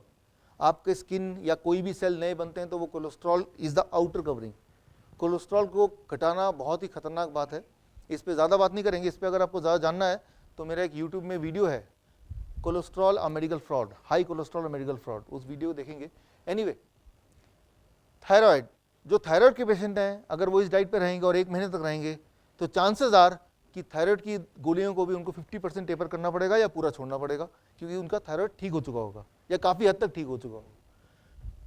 Body weight, जो लोग मोटे हैं, 1 महीने में इस डाइट पे आते ही, और ये डाइट उसी रेशियो में लेंगे, तो 5% वेट घटेगा, जब तक कि नॉर्मल वेट ना आ जाए। जैसे 100 किलो का आदमी 1 महीने में कितना हो जाएगा, 95, फिर अगले महीने कितना हो जाएगा, 90, 5%, एटलीस्ट 5%। फिर ब्लड की थिननेस, तो ऐसे लोग हैं जो हार्ट के पेशेंट हैं, जो ब्लड थिनर वगैरह लेते हैं, वो रूटीन का पार्ट है कि कोलेस्ट्रॉल की दवा लेना है, ब्लड प्रेशर की दवा लेना है, और वो ब्लड थिनर लेना है, दीज आर समथिंग, और कुछ न्यूट्रिशनल टैबलेट। वो लोग अगर ये डाइट शुरू करते हैं तो ये सोच के शुरू करें कि विद इन 7 डेज मेरा कोएगुलेशन फैक्टर वो चेंज हो जाएगा, राइट। सो वो बढ़ जाएगा, तो अकॉर्डिंगली मुझे ब्लड थिनर को घटाना है। अगर वो नहीं घटाएंगे तो और मुसीबत हो जाएगी, ब्लड सुपर थिन हो जाएगा, तो सुपर थिन हम चाहते नहीं है, कोई ब्लीडिंग होगी तो रुकेगा ही नहीं। तो ये हमारी रिस्पॉन्सिबिलिटी है कि अगर हम इस डाइट पे आएंगे तो ये सारी चीज़ इफेक्टेड होंगी बॉडी में, और इतने इतने दिनों में इफेक्टेड होगी, यानी कि इतने इतने दिनों में वो वाली सारी दवाइयाँ जो उस चीज़ के लिए ले रहे होंगे, उसे क्या करना पड़ेगा, हमें कम करते जाना पड़ेगा ना। क्योंकि हमारा गोल क्या है, हमारा गोल कोई ये डाइट लेना या वो डाइट लेना नहीं है, हमारा फाइनल गोल है कि हम हेल्दी हों, हम एनर्जेटिक फील करें। तो रिस्पॉन्सिबिलिटी का एक हिस्सा क्या खाना है और रिस्पॉन्सिबिलिटी दूसरा हिस्सा क्या टेपर करना है। तो जो डायबिटीज़ एजुकेटर हैं वो अगर बोले कि ये डायबिटीज़ की डाइट है और डायबिटीज़ ठीक हो जाती है, रिस्पॉन्सिबिलिटी वहाँ ख़त्म नहीं होगी, क्योंकि अगर इतना ही बोल के छोड़ देंगे तो वो क्या करेगा, वो तो बीपी को लेता रहेगा, क्योंकि आपने उसके बारे में कुछ बताया नहीं उसको, वो ब्लड थिनर भी लेता रहेगा, तो उसको फ़ायदा हो रहा है कि नुकसान होगा, नुकसान होगा। सिर्फ डायबिटीज़ का नंबर घटेगा ऐसा नहीं है, बाकी सब भी नंबर घटेंगे, तो बाकी भी दवाइयाँ इतने समय, अप्रॉक्सीमेट है ये, हर एक के बॉडी में डिफरेंटली काम करेगा, तो इतने समय में उसको डायग्नोसिस के हिसाब से, अपनी फीडिंग के हिसाब से मेडिसिन को टेपर करना है। टेपर करना कई बार वो पेशेंट खुद नहीं कर सकता, तो आप करके देंगे। जो डायबिटीज एजुकेटर है, मैं उनकी बात कर रहा हूँ। अगर आपको भी दिक्कत आ रही है तो आप मेरे पास आएंगे, राइट, तो उसको और थोड़ी ट्रेनिंग दे दूंगा। कभी टेपरिंग पे हम एक ट्रेनिंग तय कर सकते हैं कि कैसे डोसेस को हम टेपर करें, उसके लिए किस पैरामीटर को हम ध्यान में रखें, वो एक अलग चैप्टर है, कभी और हम उस पर जा सकते हैं। तो जैसे ही आप इस डाइट पे आएंगे, ये सारी चीज़ें घटेंगी और कुछ चीज़ें बढ़ेंगी।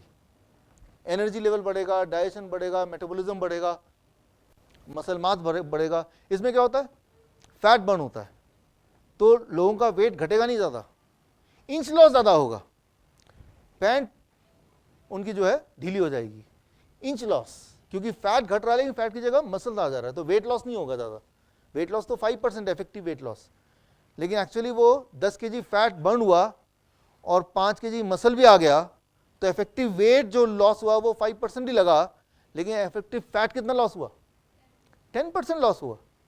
तो क्योंकि वो मसल गेन हो गया तो वो ज़्यादा एनर्जेटिक फील कर रहा है, उसका मेटाबॉलिज्म ज़्यादा, जितना ज़्यादा मसल होगा उतना मेटाबॉलिज्म ज़्यादा होगा। जैसे कोई खिलाड़ी है स्पोर्ट्स का, तो वो ज़्यादा खाना खाता है। जैसे मैं इसको समझाता हूँ, what is metabolism. Mercedes Benz का इंजन है और मारुति 800 का इंजन है, दोनों 1 किलोमीटर तो जाएंगे, किसकी ज़्यादा पेट्रोल की खपत ज़्यादा होगी, तो इसका मेटाबॉलिज्म ज़्यादा है, उतना ही काम कर रहा है लेकिन ये ज़्यादा खा रहा है पेट्रोल, तो इसका मेटाबॉलिज्म ज़्यादा है, राइट। मारुति 800 का मेटाबॉलिज्म कम है।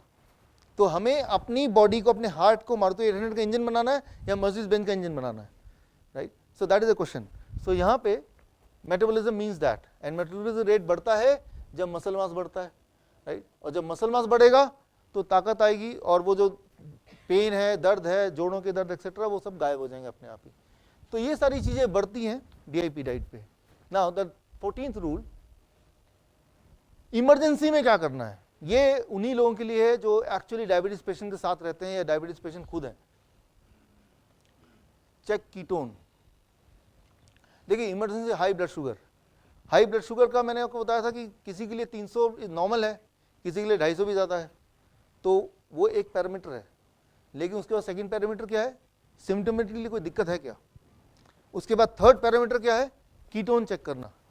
कीटोन चेक करने के लिए जो डायबिटिक एजुकेटर हैं तो उनको they must have a ketone meter, blood ketone meter. वो इससे ब्लड शुगर भी चेक कर सकते हैं और कीटोन भी चेक कर सकते हैं, या जो डायबिटीज़ के पेशेंट हैं वो ऐसा एक खरीद के रख सकते हैं, ये कई सारी कंपनी का मिल जाता है। तो इस पर ज़्यादा डिस्कस नहीं करेंगे, ये इसका चेक करना वैसे ही सिंपल है जैसे ब्लड शुगर चेक करते हैं। तो कीटोन कितना आ रहा है, अगर ज़्यादा आ रहा है इसका मतलब शुगर हाई है, उसको हाई शुगर बोलेंगे। सो अगर हाई शुगर है तो करना क्या है, कीटोन हाई आ गया तो करना क्या है, coconut water. High blood sugar का इलाज क्या है, इंसुलिन डिपेंडेंट पेशेंट को ऐसा हो जाता है कई बार, इंसुलिन की मात्रा कम हो जाती है, खाना ज़्यादा हो जाता है, प्रेडिक्शन गलत हो गया तो हाई शुगर आ गया।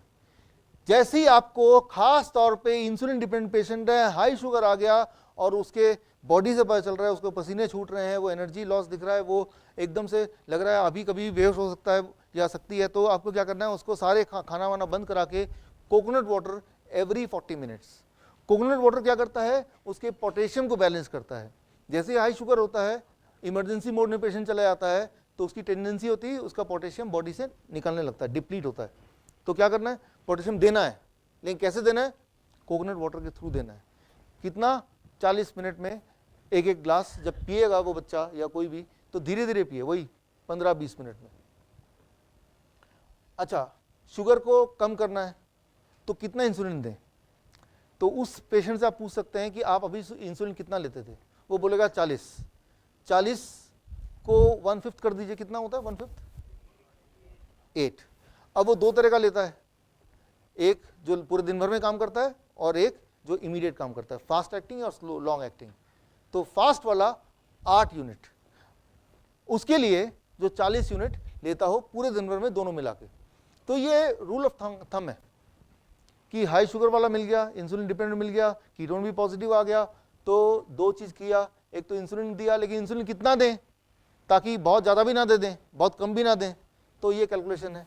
फिर साथ में क्या करें, तो एक ही चीज़ हो सकती है कि पोटेशियम उसका कम होगा तो उसको बैलेंस कर दिया और उसका खाना पीना थोड़ी देर के लिए बंद करा दिया, खास तौर पे खाना पीना तो चालू है, कोकोनट वाटर पीना और कुछ नहीं, राइट।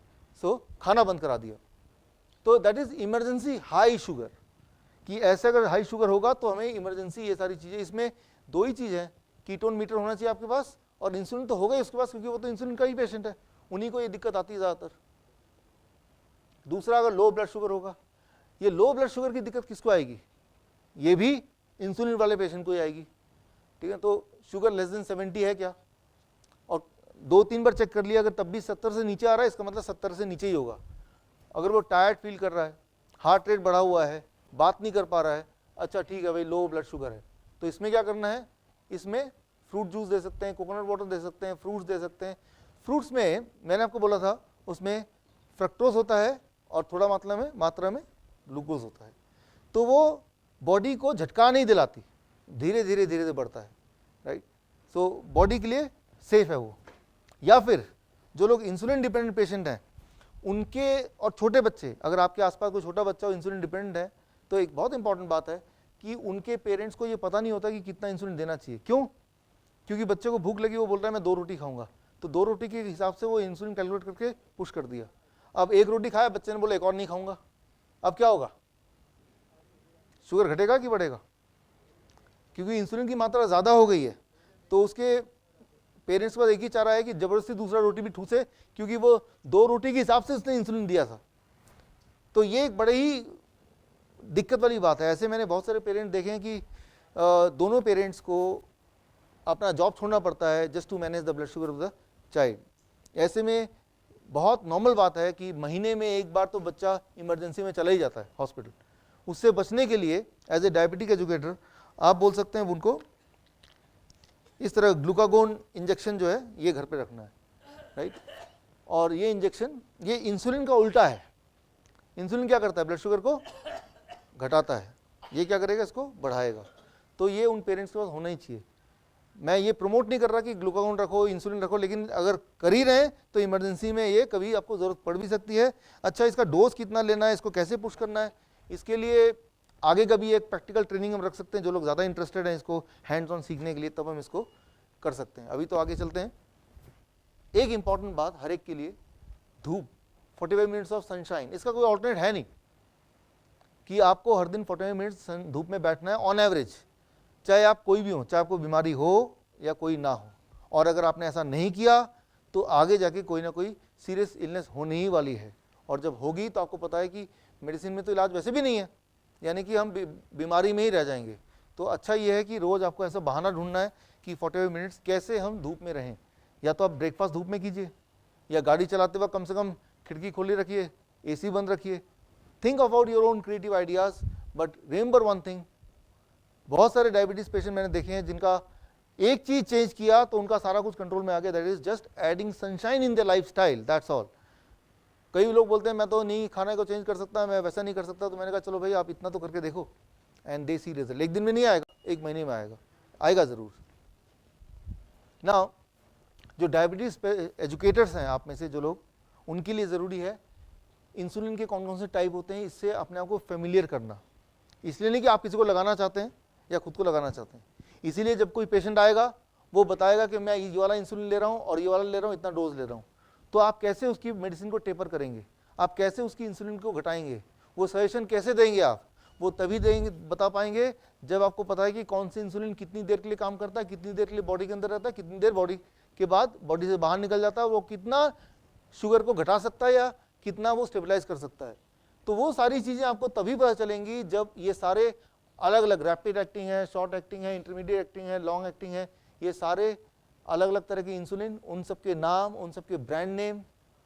कई लोग हैं जो हम लोग ब्रांड नेम से बोलेंगे तब भी आपको पता चलना चाहिए, कई लोग हैं उसका जेनरिक नेम से बोलेंगे तब भी आपको समझ आनी चाहिए। If you really want to cure the patient, right. लेकिन अगर आपको ये समझ नहीं आएगा, क्योर आपको पता है, वो सोचेगा जब ये मेरी दवा को नहीं समझ रही मुझे कैसे ठीक करेगा। तो इसीलिए ये ज़रूरी है। तो ये जो स्लाइड है इंसुलिन टाइप्स की, ये जो डायबिटिक एजुकेटर्स हैं उनके मतलब का तो मैं आपको मेल कर दूंगा, आपका मेल आईडी तो है ही, तो ये आपको याद रटना है। बेसिकली बचपन में ऐसी चीज़ रटते थे जिसका कोई यूज़ नहीं है, वैसे ये इसलिए रटना है बिकॉज ये फेमिलियर होंगे तो पेशेंट आप पे ज़्यादा भरोसा करेगा, राइट। सिमिलरली मेडिसिन भी कई सारे, जेनरिक नाम मेटफॉर्मिन है, लेकिन इसके इंडिया में बात करें तो करीब 140 ब्रांड्स हैं, और कोई भी पेशेंट आएगा तो वो जेनरिक नाम ना लेके ब्रांड का नाम बोलेगा, एंड ही में एक्सपेक्ट कि आपको ब्रांड के नाम से पहचान होनी चाहिए। सारे तो नहीं हो सकते, लेकिन टॉप के 5, 7, 10 तो हो सकते हैं, ठीक है ना। तो मेरे लिए मुश्किल है क्योंकि मैं इतने देशों में जाता हूँ, हर देश का अपने अपने कई सारे ब्रांड्स हैं, 40-40, 100-100, 200-200, तो सारे देश के सारे brands you can not master. लेकिन जो लोग सिर्फ यहीं पे हैं और यहीं के पेशेंट से मतलब है उनके लिए 10-10 नाम याद कर लेंगे तो काफ़ी है। तो खैर ये जो अलग अलग तरह के मेडिसिन हैं उनके ब्रांड नेम्स हैं और जो हमें मेमोराइज करना है इंडियन कॉन्टेक्स्ट में, तो वो ये लंबी चौड़ी लिस्ट है। ये सारी लिस्ट मैं आपको भेज दूंगा जो डायबिटीज एजुकेटर्स हैं, ताकि अपने घर में कंफर्टेबल होके तब इसको आराम से धीरे धीरे फेमिलराइज कर लें। बिल्कुल रटने की ज़रूरत नहीं है, वो दवा देख के आपको याद आ जाएगा कि ये कौन से, ये ब्रांड कौन से वाले जेनरिक नेम के अगेंस्ट है, राइट। ये तो हुई एक बात। दूसरा, जैसे डायबिटीज़ की दवाइयाँ हैं वो बेसिकली 5 अलग टाइप की है। कोई ऐसा है जो इंटेस्टाइन पे काम करता है, कोई ऐसा है सीधे पेनक्रियास पे काम करता है, कोई ऐसा है बॉडी की इंसुलिन रेजिस्टेंस को घटाता है। अलग अलग मेडिसिन का अलग अलग मैकेनिज्म है। कौन सी मेडिसिन का कौन सा मैकेनिज्म है, वो बॉडी से कैसे काम करता है, वो अगर मैकेनिज्म को पता करना जो ज़रूरी है आपके लिए एज ए डायबिटिक एजुकेटर, तो आप मेरे यूट्यूब चैनल में जाएंगे, डॉक्टर विशुर बड़ा चौधरी, उसमें एक वीडियो है पिज़्ज़ा टू क्योर डायबिटीज़, नाम ऐसे ही रख दिया था, लेकिन इस वीडियो में जब देखेंगे उसका एक सेक्शन है कौन सी मेडिसिन का क्या मैकेनिज्म है और वो कैसे हम याद रखें। तो ये डायबिटीज़ एजुकेटर की मतलब की चीज़ है। नॉर्मल हमें इनकी ज़रूरत नहीं पड़ेगी अगर हम अपनी बात करें तो। अब इंसुलिन पंप है ये, आज हमने इंसुलिन पंप के कुछ लोगों को बुलाया था जो डेमो करते, लेकिन वो आ नहीं पाए बिकॉज ऑफ सम रीज़न। लेकिन इंसुलिन पंप से भी as a diabetic educator you have to familiarise yourself. वो 1 लाख से लेके 4 लाख 5 लाख तक के इंसुलिन पंप आते हैं। कई सारे छोटे बच्चे हैं वो बार बार प्रिक करने से, बार बार इंजेक्शन लगाने से डरते हैं, तो उनके वो इंसुलिन पंप लगा देते हैं। इंसुलिन पंप कितना होता है, वो करीब 25 ग्राम का होता है, वो जैसे पेजर, या फिर वो 100 ग्राम का, जैसे एक सेब से भी हल्का। सो वो छोटा सा इंस्ट्रूमेंट लगा देंगे और उसके अंदर इंसुलिन भर देंगे और उसमें ये पेजर की तरह पूरा कि कितनी देर में कितना इंसुलिन जाना चाहिए, तो वो डिसाइड करके अंदाजे से वो डाल देंगे। सो एनीवे, अगली बार जब मिलेंगे तो इंसुलिन पंप का एक डेमो हम कर देंगे ताकि आप उसको फेमिलियराइज कर दे। कोई ऐसा पेशेंट आ जाएगा जो इंसुलिन पंप वाला होगा तो बोलेंगे, आप बोलेंगे ये क्या है, तो उसे बड़ा अजीब लगेगा क्योंकि वो तो रोज ही देखता है सुबह शाम, right. So as a diabetes educator you have to have a knowledge of this also. एक ये नई इंस्ट्रूमेंट है, ये कई बार डॉक्टरों को भी नहीं पता होगा, आपके डॉक्टरों को, लेकिन ये बड़ा इंपॉर्टेंट इंस्ट्रूमेंट है। ये फ्लैश ग्लूकोज मॉनिटरिंग सेंसर है। ये क्या है, ये मैंने भी यूज़ किया था पहले। आपके पूरे दिन भर में जो दिमाग की सोच है आपकी, कई बार आप गुस्से में आते हैं, कई बार आप बहुत खुश होते हैं, कई बार आप नाराज़ हो जाते हैं, कई बार आप सुस्त हो जाते हैं, कई बार आप बहुत खाते हैं, कई बार आप नहीं खाते हैं, कई बार आप धूप में जा रहे हैं ऐसे ही, कई बार आप धूप में नहीं जा पाते हैं। तो कई सारी फैक्टर्स हैं, वो सारे फैक्टर मिला के आपके ब्लड ग्लूकोज को कंट्रोल करते हैं। कोई एक फैक्टर नहीं, खाना है वन ऑफ द फैक्टर। तो वो घड़ी घड़ी आपका ब्लड शुगर रीडिंग कितनी है, उसका फ्लो क्या है, उसको जानने के लिए एक छोटा सा डिवाइस है। ये इंडिया में 2 साल पहले ही लॉन्च हुआ है और ये कुछ ही देशों में मिलता है। इंडिया में अवेलेबल नहीं है वैसे, फ्रीली केमिस्ट शॉप में नहीं मिलेगा, ये रिस्ट्रिक्टेड है। तो इसके अंदर एक पंच है, वो पंच से यहाँ पे फिट हो जाएगा, जैसे आप देख रहे हैं यहाँ पे। और उसके बाद ये स्कैनर है, ये स्कैनर को पास लेके आएंगे तो पूरे दिन भर में आपका जो ब्लड शुगर का फ्लो है वो पूरी रीडिंग आ जाएगी, 1-1 सेकेंड की, ऐसे करके आ जाएगा, ठीक है ना। तो वो और 15 दिन का इकट्ठा आ जाएगा। तो आप देखेंगे हैरान होकर, यार उस वक्त का रीडिंग 300 क्यों है, तब यह ध्यान आएगा यार उस वक्त तो मैं किसी से झगड़ा कर रहा था मैं, राइट। तो जो लोग हंस रहे हैं सोच रहे हैं मैं एक बीवी के फिट कर दूंगा जैसी तो उल्टा ना हो जाए, राइट। एक खुद के फिट कर दो, एक उनके फिट कर दो, राइट। तो ध्यान कम से कम ब्लड शुगर के तरफ ही जाएगा, लेकिन कम से कम झगड़े से हटेगा।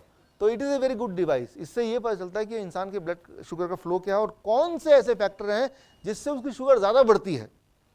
कि एज ए एजुकेटर हम उसके डाइट को चेंज करने पता चला उसके स्ट्रेस लेवल की वजह से उसका शुगर हाई है, तो ये कैसे पता चलेगा, राइट। इसका प्राइस है 5,000 रुपये और वो जो स्कैनर है जो फिट करते हैं सिर्फ इतना पैच, इसका प्राइस है मेरे ख्याल 1700 या 1800। ये डिवाइस है जो हमेशा के लिए है। ये डिवाइस है जो ये जो पार्ट है ये पेशेंट पे लगेगा और ये 15 दिन के लिए रहेगा, फिर 15 दिन बाद ये वेस्ट हो गया, इसको निकाल के फेंक देंगे, फिर नया लगाएंगे अगर लगाना होगा तो। वैसे तो 15 दिन में सारी बात समझ आ जाती है कि इस पेशेंट का लाइफस्टाइल क्या है, इस पेशेंट में ब्लड शुगर कब कब बढ़ता है, कब कब घटता है, जब सोता है तो ब्लड शुगर का फ्लो क्या रहता है।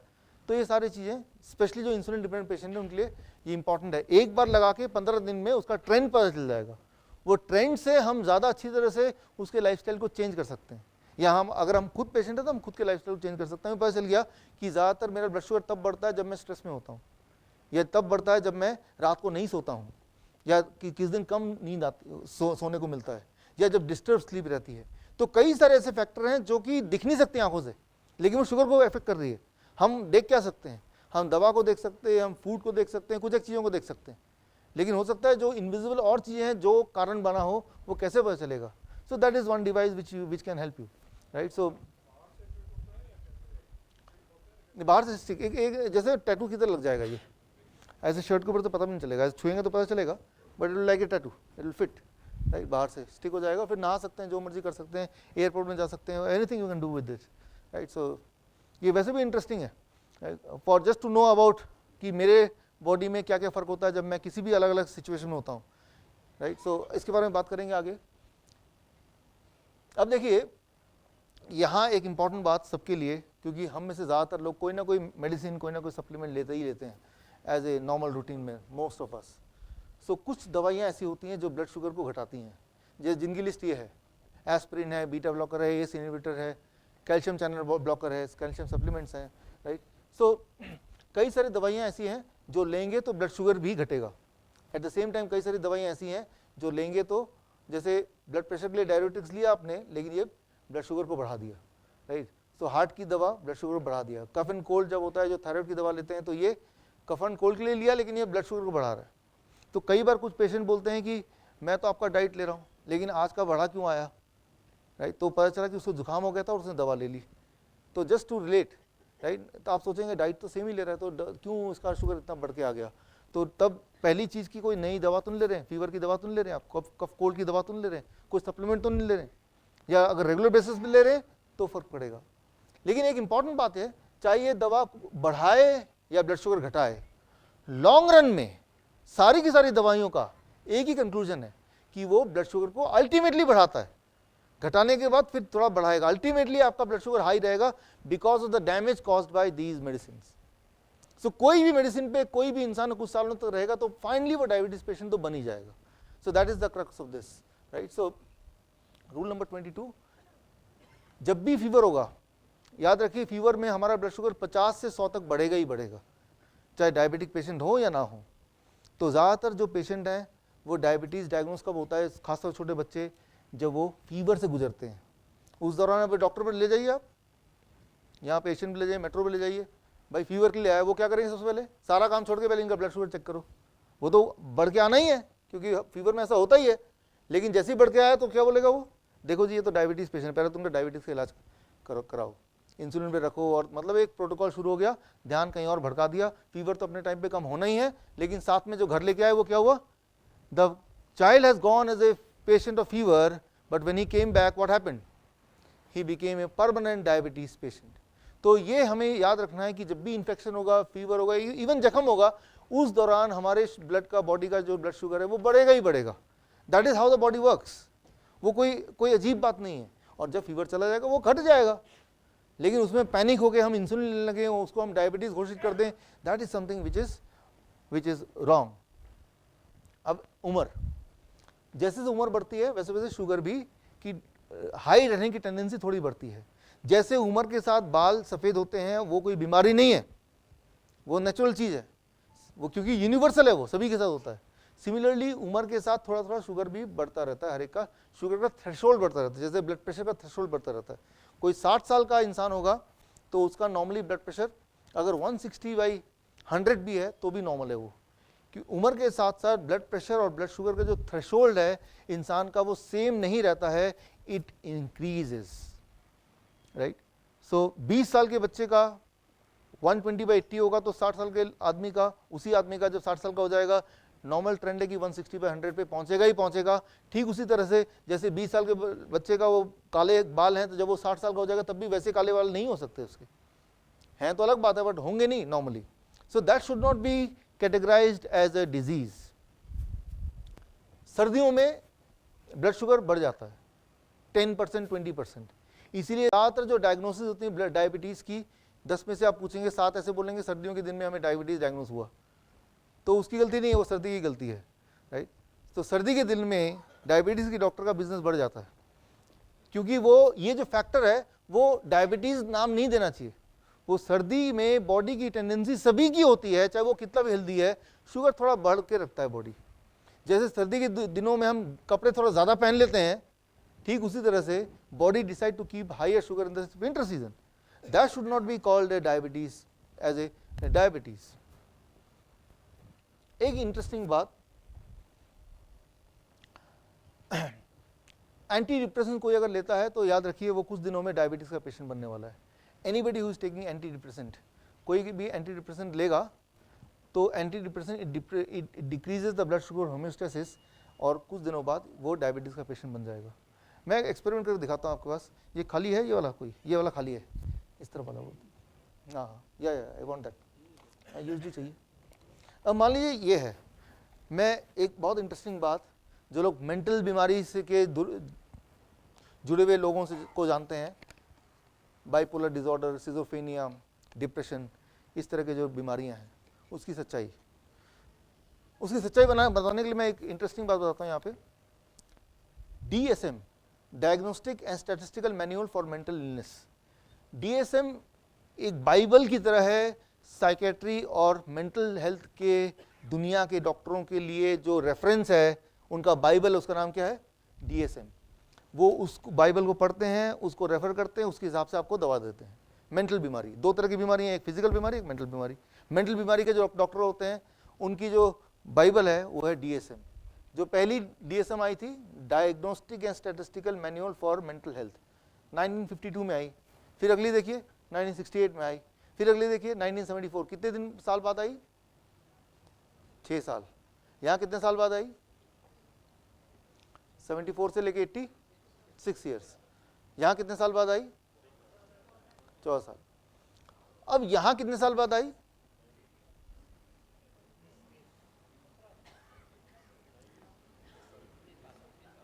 19 साल, 19 ईयर्स।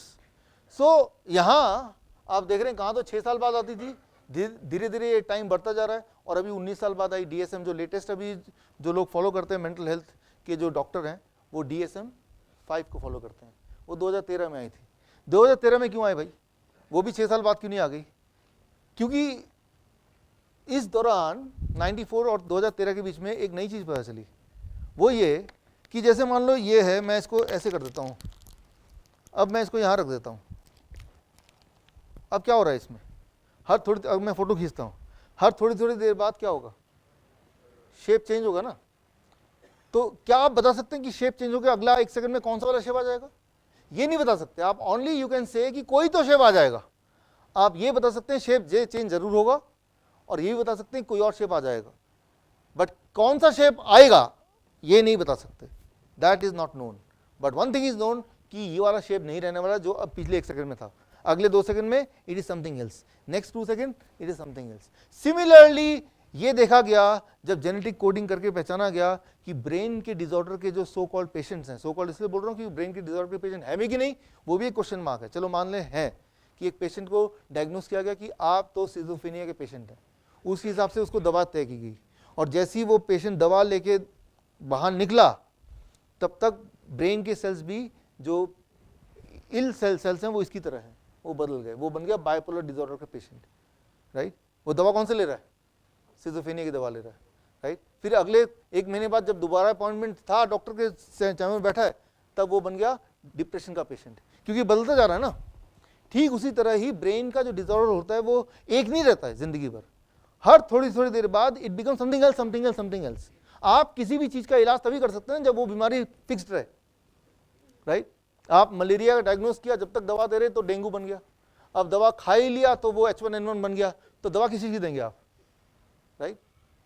तो ये एक नई डिस्कवरी हुई बिटवीन 1994 टू 2013, और DSM का मतलब यह है कि इस दौरान जो भी डिस्कवरी होगी दिमाग से जुड़े हुए, वो सारे अगले DSM में आ जाएगा, तभी ना एडवांसमेंट, राइट। अब ये जो न्यूज है अगर अगले DSM में आ जाए तो क्या होगा? सारे जितने साइकेट्रिस्ट हैं, मेंटल हेल्थ डॉक्टर है, वो बेरोजगार हो जाएंगे एक ही दिन में, क्यों दवा तो दे नहीं पाएंगे ना, क्यों दवा देंगे 10 कदम जाएगा पेशेंट, पता नहीं कौन सी बीमारी हो गया अब उसको। तो यानी कि finally he can not prescribe medicine. इसका मतलब जो उसने पढ़ाई की थी अब तक, वो सारी पढ़ाई जीरो हो गई, तो ये कश्मकश थी कि ये जो नया डिस्कवरी है जो इतना इंपॉर्टेंट है, क्या डीएसएम में डालें या ना डालें। तो इंडस्ट्री कहती है मेडिकल इंडस्ट्री मत डालो, इंडस्ट्री सारी ठप हो जाएगी, लेकिन मेडिकल साइंस कहती है साइंस है डालो। तो वो लड़ाई झगड़े में जीत किसकी होती है हमेशा, वो तो पता ही है आपको, जिसका ज़्यादा पैसा उसको जीत हो जाती है कि वही छाप सकता है, राइट। तो फाइनली अभी DSM-5 आते आते झगड़ा हुआ, फिर वो चीज़ हटा ली गई इसमें से, वो इसमें डाला नहीं, नाउ इट हैज़ कम। मैं ये बोलना चाह रहा हूँ इसमें, ये स्टोरी मैं इसलिए बता रहा हूँ कि मेंटल डिजीज़ की जो दवाइयाँ हैं वो खाने के बाद क्या होगा आपके साथ, वो सिर्फ भगवान जानता है। क्योंकि मेंटल डिजीज़ की दवाइयों का सबसे बड़ी दिक्कत क्या है कि वो एनिमल पे टेस्ट नहीं किया जा सकता। एनिमल को मेंटल डिजीज होती नहीं है, वो सीधे इंसान को दिया जाता है, और ऊपर से इंसान को दे रहे हैं तो आप पता चला वो जब दे रहे हैं तब कुछ और निकल रहा है, जब वो ले रहा है उस दवा को तब वो कुछ और बन चुका ऑलरेडी। तो मैं ये बोलना चाह रहा हूं कि मेंटल डिजीज की जो दवाइयां हैं उसका ना कोई सिर ना कोई पैर, हो ही नहीं सकता, it can not be tested. वो पहली बार टेस्ट हो रहा है आपके ऊपर, कि आपका बॉडी से कैसे बिहेव करेगा, राइट। तो वो सिर्फ एक ही चीज कर सकता है, वो है आपका नुकसान, और उनमें से एक चीज है वो आपको शुगर पेशेंट भी बनाता है। कई सारे मैंने देखा है डायबिटीज के patient, they had been taking some kind of depressant anti depressant tablets once upon a time, right, कुछ साल पहले, अब वो डायबिटीज के पेशेंट है। वो कभी कनेक्ट नहीं कर पाएंगे, वो तब मैंने ये लिया था तो आज ये हो गया, वो कनेक्ट करेंगे नहीं, राइट। सो मेंटल डिजीज में दवाइयाँ अगर फायदा नहीं भी करती, नुकसान, राइट, नुकसान ना करती तब भी मैं कुछ नहीं बोलता, लेकिन मैं ये बोलता हूँ कि वो बहुत डीपली नुकसान करती है। उनमें से एक नुकसान है they will convert you into diabetes patient, दूसरा नुकसान है they can convert you into A cancer patient. But the doctor will never say neither they know, because ऐसी चीज़ों को उस DSM में डालते ही नहीं है, वो सिलेक्टिव चीज़ों को डालते हैं, वो चीज़ें जिनसे उनका बिजनेस, उनका प्रोफेशन स्ट्रांग हो, बॉडी स्ट्रांग हो, वो आगे बढ़े। बॉडी मतलब उनका business body, right, human body नहीं। So this is about the, कई लोग नींद की गोली लेते हैं, नींद नहीं आ रही, नींद की गोली ले ली। So these all comes in this category only. वो कभी नहीं लेनी चाहिए, कभी भी नहीं लेनी चाहिए। नींद ना आए कोई बात नहीं, क्या हो जाएगा, बिना सोए कोई मर नहीं सकता 1 दिन में या 10 दिन में, नींद आएगी ज़रूर, वो इंसान को थोड़ा हमें पेशेंस रखना पड़ेगा, but solution can not be this. हम आते हैं 26वें रूल पे, जो सबसे इंपॉर्टेंट रूल है हमारे डायबिटीज एजुकेटर के लिए। दुनिया में ट्रायल्स होते हैं, कैसे पता चले कौन सी मेडिसिन कैसे काम करती है, उसके लिए ट्रायल्स होते हैं। डायबिटीज़ की दवाई के लिए बहुत सारे ट्रायल्स हुए, उसमें से सबसे इंपॉर्टेंट ट्रायल है, वो 2 इंपॉर्टेंट ट्रायल के नाम मैंने लिखे, adopt trial, accord trial, the biggest ever trial. ये ट्रायल में ये देखा गया कि दवाई से ब्लड शुगर घटती तो है, लेकिन हार्ट डिजीज और डेथ रेट बढ़ जाते हैं। Try to understand. मान लो 2 पेशेंट हैं, दोनों का ब्लड शुगर 300 है, एक डॉक्टर कहने पे दवा ले रहा है, दूसरा दवा नहीं ले पा रहा है, या उसके पास पैसे नहीं, वो नहीं लेना चाह रहा है। तो जिसने दवा लिया उसका 300 का 100 तो आ गया, लेकिन उसका हार्ट फेलियर का रेट बढ़ गया, उसके डेथ के चांसेस बढ़ गए। So try to understand. ये 2008 में क्लियर हुआ कि डायबिटीज़ की दवाइयाँ नंबर को घटा सकती हैं, बट हमारा गोल नंबर घटाना है क्या, हमारा गोल तो हेल्थ को इंप्रूव करना है। अक्सर आपने सुना होगा डॉक्टर नर्स आपस में बात करते हैं, नर्स डॉक्टर बोलती है डॉक्टर साहब वो पेशेंट तो मर गया, लेकिन खुशी की बात है कि ब्लड शुगर अभी भी नॉर्मल है उसका। सो ट्राई टू अंडरस्टैंड कि हमारा गोल क्या है। क्या आपका गोल ब्लड शुगर को किसी बात में नॉर्मल रखना, चाहे उससे इंसान की हालत ही क्यों ना खराब हो जाए? हमारा गोल बिल्कुल भी नहीं है ये। वो डॉक्टर ब्लड शुगर बोल के हमें लगता है कि ब्लड शुगर को नॉर्मल करना, चाहे उसके लिए कुछ भी करना पड़े, but the truth is blood sugar का नॉर्मल होना और आपका हेल्थ का नॉर्मल होना are 2 different things, not the same thing. दोनों एक चीज नहीं है, right. So as a diabetes educator, मेरे पास कोई पेशेंट आता है तो वो मेरी डाइट फॉलो करे या ना करे, एक चीज़ तो मैं बोल ही देता हूँ, ये दवा जो है इसको बंद ही कर दो, कम से कम पैसे तो बचेंगे ना आपके, राइट। दवा बंद करने से क्या होगा, ब्लड शुगर हाई रहेगा, ब्लड शुगर हाई रहेगा, लेकिन chances of heart failure and death वो कम हो जाएगा। याद रखिए डायबिटीज़ कोई बीमारी नहीं है, डायबिटीज़ का मतलब होता है मेडिकल टर्म में हाई ब्लड शुगर। जिनके बॉडी में शुगर हाई रहता है लंबे समय तक, उनका हार्ट फेलियर का चांस ज़्यादा होता है, that is what is diabetes. तो शुगर को नॉर्मल रखें, क्यों? क्योंकि हार्ट फेलियर को कम रखना है। लेकिन ये क्या कर रहा है उल्टा, मेडिसिन क्या कर रहा है, इसका ठीक उल्टा, हार्ट फेलियर को बढ़ा रहा है। So choice between high blood sugar and high medicine, the answer is high blood sugar is bad but high medicine is worse, this is a choice. लेकिन आज की दुनिया में भीड़ जहाँ जाती है हम सोचते हैं वही कर लो, लेकिन अगर हम सिर्फ ये देखें कि एविडेंस क्या कहता है, एविडेंस तो यही कहता है। लेकिन अब सवाल ये आता है कि अगर ये सब चीज़ें हैं कि दवाइयों से कोई फ़ायदा नहीं उल्टा नुकसान है, तो ये मार्केट में दवाई चल क्यों रही है, गवर्नमेंट ने अलाउ क्यों कर रखा है? उसको आंसर करने के लिए स्लाइड नंबर 27 देखिए, बड़ा सिंपल है। हर 10 डायबिटीज पेशेंट में से 3 डायबिटीज पेशेंट इंसुलिन डिपेंडेंट है, वर्ल्ड वाइज हर तीसरा पेशेंट इंसुलिन पे है। पहली बात तो डायबिटीज कितने पेशेंट आपको पता है, उसका 1/3 इंसान इंसुलिन पे है। और इंसुलिन की कितनी कंपनियां दुनिया में आपको आइडिया है? 99% इंसुलिन जो बनाती है, राइट, या 99% इंसुलिन जो भारत में जो चलते हैं, दैट इज ये तो वर्ल्ड का है और इंडिया का, तो वो ये 3 कंपनी है, सनोफी है, नोवो नॉर्डिस्क है और इलाई लिली, इन्हीं के इंसुलिन चलते हैं। ये 3 कंपनियां हैं जो इंसुलिन बनाती है। अच्छा, अगर एक दिन ये तीनों डिसाइड करें आज से हम इंसुलिन नहीं बनाएंगे तो क्या होगा? उन पेशेंट का क्या होगा? What will happen to them? क्या लगता है वैसे लॉजिकली क्या लगता है, क्या हो सकता है? यस यस यस, देखिए ऐसा है कि पूरे दुनिया में इंसुलिन ना मिलने से करीब 3% लोग की डेथ होती है, डेथ रेट 3%, और इंसुलिन की वजह से जो डेथ रेट होती है वर्ल्ड एवरेज दैट इज 7%। तो कितने का डिफरेंस आया?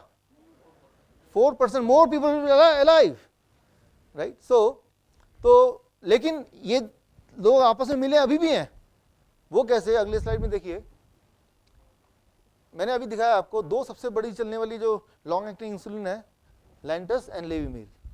आप देखेंगे पिछले कई सालों का ग्राफ अगर देखते हैं कि जब एक का दाम बढ़ता है, Lantus is green and the violet Levemir, तो दूसरे का दाम उसी हैंड टू हैंड बढ़ता है।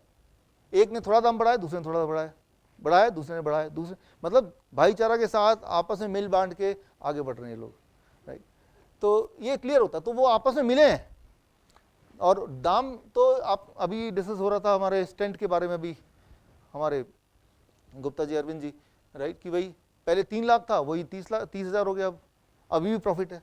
तो इंसुलिन बनने का जो कॉस्ट है उसका 100 गुना, 200 गुना, 400 गुना, 500 गुना, कितना भी ज़्यादा ले सकते हैं। वो क्यों? क्योंकि मोनोपोली है, वो 2-3 कंपनी है जो पूरे दुनिया में इंसुलिन डिस्ट्रीब्यूट कर रही है। तो वो आपस में मिल बांट के कि अब बढ़ा देते हैं, और वो कुछ एक समय में आप देखिए 1 साल के अंदर ही it has gone many fold, right. So world average जो है वो आपके सामने है। तो it is a part of the conspiracy, the whole thing, it is the business. ये एक इंपॉर्टेंट स्लाइड है। Temporary increase in blood sugar is not a diabetes. किसी का ब्लड शुगर 350 आना एक आध बार के लिए वो डायबिटीज नहीं है। मैं आपको एक उदाहरण देके समझाता हूँ, मैं अपना उदाहरण दे रहा हूँ। यहाँ पे ये जो मैंने आपको बताया ये मैंने खुद पे लगाया, दिस इज द डिवाइस, इसके अंदर वो पैच है, वो यहाँ पे पंच करते हैं तो यहाँ लग जाता है, फिर पूरे दिन की रिकॉर्डिंग आपको स्कैनर से मिल जाएगा। तो मैंने वो लगाया कुछ दिनों के लिए, अपने ऊपर एक्सपेरिमेंटल लगाया यूं ही, और ये मेरा 9 अगस्त का जो ब्लड शुगर है पूरे दिन का वो ये है, लगभग 80 से 140 के बीच में है। फिर एक जगह ये बढ़ा 200 से नीचे अभी भी है, एक जगह और बढ़ा 200 से हल्का सा ऊपर है, फिर नीचे है। 10 अगस्त को पूरे दिन नीचे है, एक बार ये करीब 300 से ऊपर पार कर गया, देख रहे हैं आप। अब 11 अगस्त को बिल्कुल ही नीचे है। तो मैंने सोचा 10 बाद में ये जब मैंने प्रिंट आउट लेके देखा तो देखा कि फिर मैं याद किया 10 अगस्त को इस वक्त मैं कहाँ पे था, क्या कर रहा था, क्या खा रहा था। तो इस वक्त लंदन में भी कॉन्फ्रेंस हुआ था 10 अगस्त को, वहाँ डायबिटीज़ का एक बड़ा कॉन्फ्रेंस, यूरोपियन कॉन्फ्रेंस, वहाँ मुझे भी एज स्पीकर इन्वाइट किया गया। और वहाँ पे जो मैंने भाषण दिया वो तो आप देखा ही मैं किस तरह के भाषण देता हूँ, वो डॉक्टरों को पसंद आएंगे कि नहीं आएंगे वो आप समझ ही रहे हैं।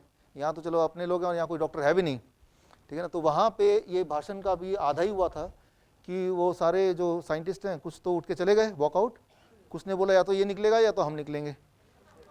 मतलब हालत इतनी ख़राब हो गई कि मुझे लगा था ये तो इंटेलेक्चुअल लोग हैं, ये एक भाषा एक लिमिट में रह गई, ये झगड़ा करेंगे भी तो, बट वो लिमिट काफ़ी पार कर दिया, बहुत ज़्यादा स्ट्रेसफुल हो गया मेरे जैसे लोगों के लिए कि जिनको आदत है स्ट्रेस में भी नॉर्मल रहने की।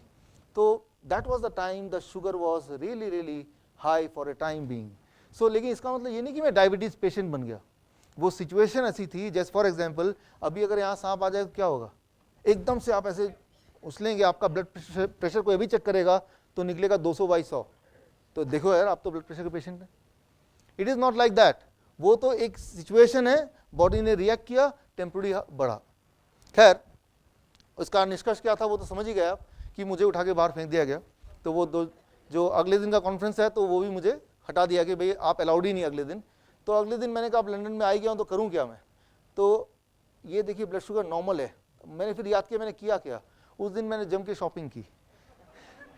तो एक नया रूल निकलता है, ब्लड शुगर नॉर्मल रखना तो आप शॉपिंग कीजिए, राइट। ओके, सो मैं एग्जांपल दे रहा हूं आपको कि भाई कोई भी अगर शुगर नॉर्मल रहता है या एबनॉर्मल रहता है, कारण सिर्फ खाना पीना है ऐसा नहीं है, राइट। उस वक्त आप मेंटली कैसा फील कर रहे हैं वो इंपॉर्टेंट है, आपकी एक्टिविटी क्या है वो इंपॉर्टेंट है। वो एक्टिविटी को मैंने बदल दिया, लेकिन अगर अगले दिन भी जाता कि मैं झगड़ूंगा, मैं लड़ूंगा, कुछ करूंगा, तो हो सकता है अगले दिन भी वो 300 रहता, और ऐसा कुछ दिन तक करता तो बॉडी को आदत पड़ जाती 300 पे रहने की, right. Then I may become eventually a diabetes patient. तो जो सिचुएशन है उससे एस्केप करना और अपने आप को अलग कर लेना, या तो मेंटली या फिजिकली, वहां मेरे लिए पॉसिबल था, फिजिकली अलग करना मेरे पास ऑप्शन नहीं था। लेकिन कई बार एक बॉस है उसको देखते ही वो होता ना ऑफिस में, राइट, सो वो देख के ही डायबिटीज हो जाता है, राइट।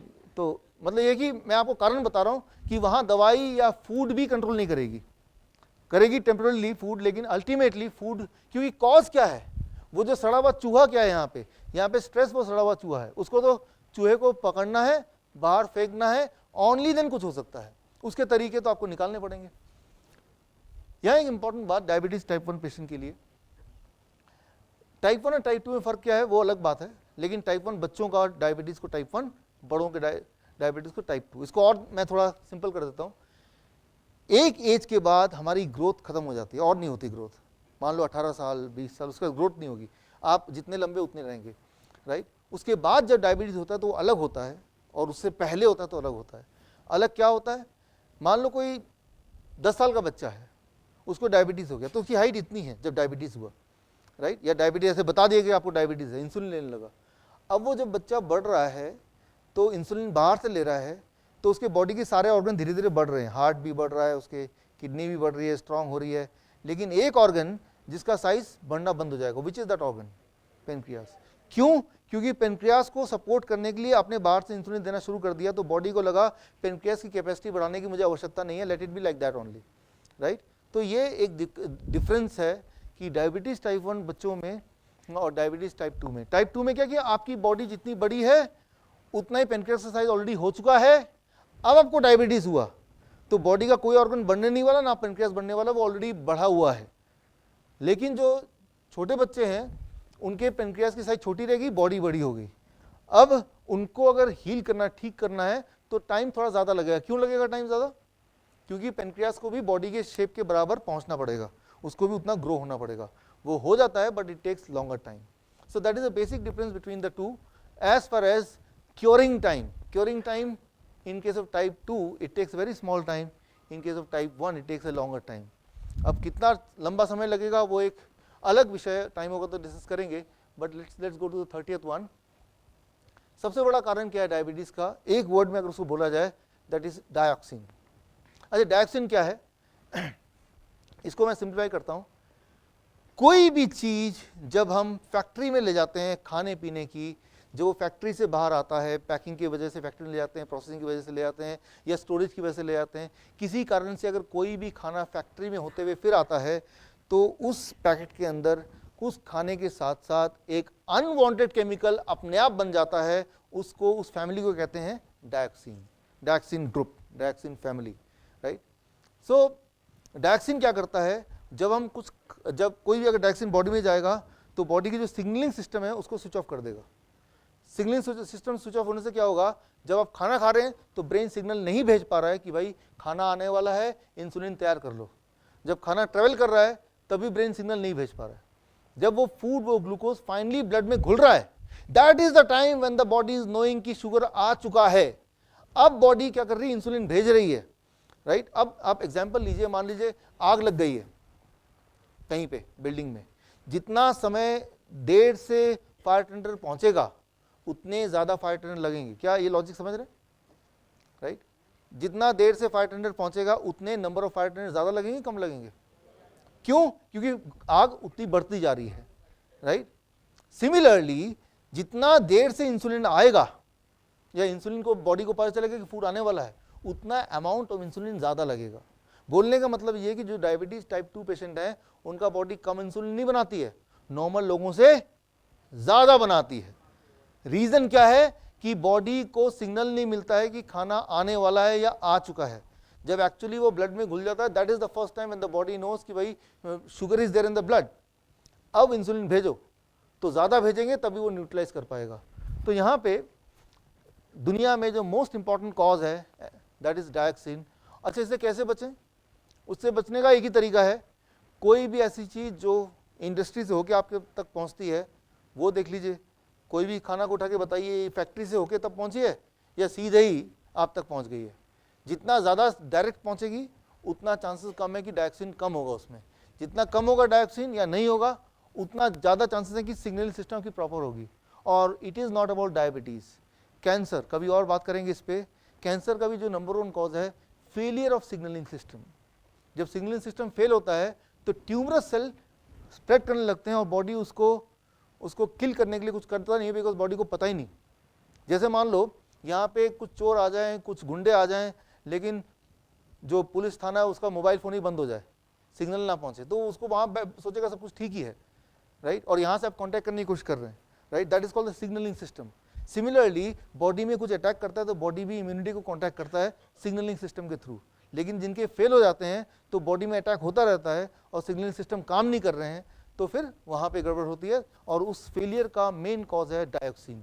एंड डायोक्सिन तो किसी भी इंडस्ट्रियल एक्टिविटी का जो आउटकम होता है उसमें डायोक्सिन होता ही है, इनएविटेबल, जानबूझ के नहीं, अनजाने में उसके अंदर एक पार्ट बन जाता है ना। That is also dioxin. सिर्फ डेफिनेशन तो बड़ा सिंपल है, क्या ये भगवान के बनाने के बाद भी इंसान ने बीच में टांग अड़ाई? अगर तो टांग अड़ाई तो डायोक्सिन आया, जितना ज़्यादा टांग अड़ाया उतना ज़्यादा डायोक्सिन आया, राइट? तो आपको खाना ही है, खाना तो वो वाला खाना खाइए जिसमें कम टांग अड़ाया हो, बीच का रास्ता, राइट? तो ये आपको देखना पड़ेगा, खुद सोचना पड़ेगा इस पर। और ये आखिरी नियम कि इन सब के बावजूद भी ये डायबिटीज़ एजुकेटर के लिए है कि वो पेशेंट आके बोलेगा मैंने सब कुछ करके देखा, ऐसा भी कर लिया वैसा भी कर लिया, तो फिर भी ठीक नहीं हो रहा, बताओ जेन्युइन लग भी रहा आपको कि ठीक नहीं हो रहा, क्यों नहीं हो रहा? ऐसा 500 में से एक पेशेंट मिलेगा आपको, राइट? सो मेडिकल भाषा में से कहते हैं इडियोपैथिक कॉज, जब कॉज ना पता हो, ठीक है ना। डॉक्टर पास जाते हैं, डॉक्टर बोलता है, वो पेशेंट का इलाज करते हैं, डायग्नोस करते हैं, डॉक्टर क्या क्या कारण क्या, वो डॉक्टर बोलता है I think it is idiopathic cause. Patient ये समझता है डॉक्टर को पता तो चल गया लेकिन मुझे नहीं पता चल इसका मतलब क्या है। कहता है चलो मैं क्रॉस चेक कर लेता हूँ, एक और हॉस्पिटल जाता है, फिर डायग्नोस करता है, फिर डॉक्टर कुछ पता चला, I think it is idiopathic cause. लगता है ये भी इडियोपैथिक बोल रहा था, ये भी इडियोपैथिक बोल रहा था, यानी कि इनको पता चल गया कि मेरी बीमारी क्या है। एक्चुअली उनको ये पता चला कि कुछ पता नहीं चल रहा, लेकिन उसको एक नाम दे दिया है, राइट? फिर अगर कोई ऐसा पेशेंट आता है, डायबिटीज एजुकेटर के लिए बोल रहा हूँ, कि आपने पूरा भरपूर कोशिश कर लिया लेकिन फिर भी वो आता है 3 महीने बाद, डॉक्टर साहब कुछ फायदा नहीं हुआ, तो आपको एक ही लाइन बोलना है, I think it is idiopathic cause. So thank you friends, thank you.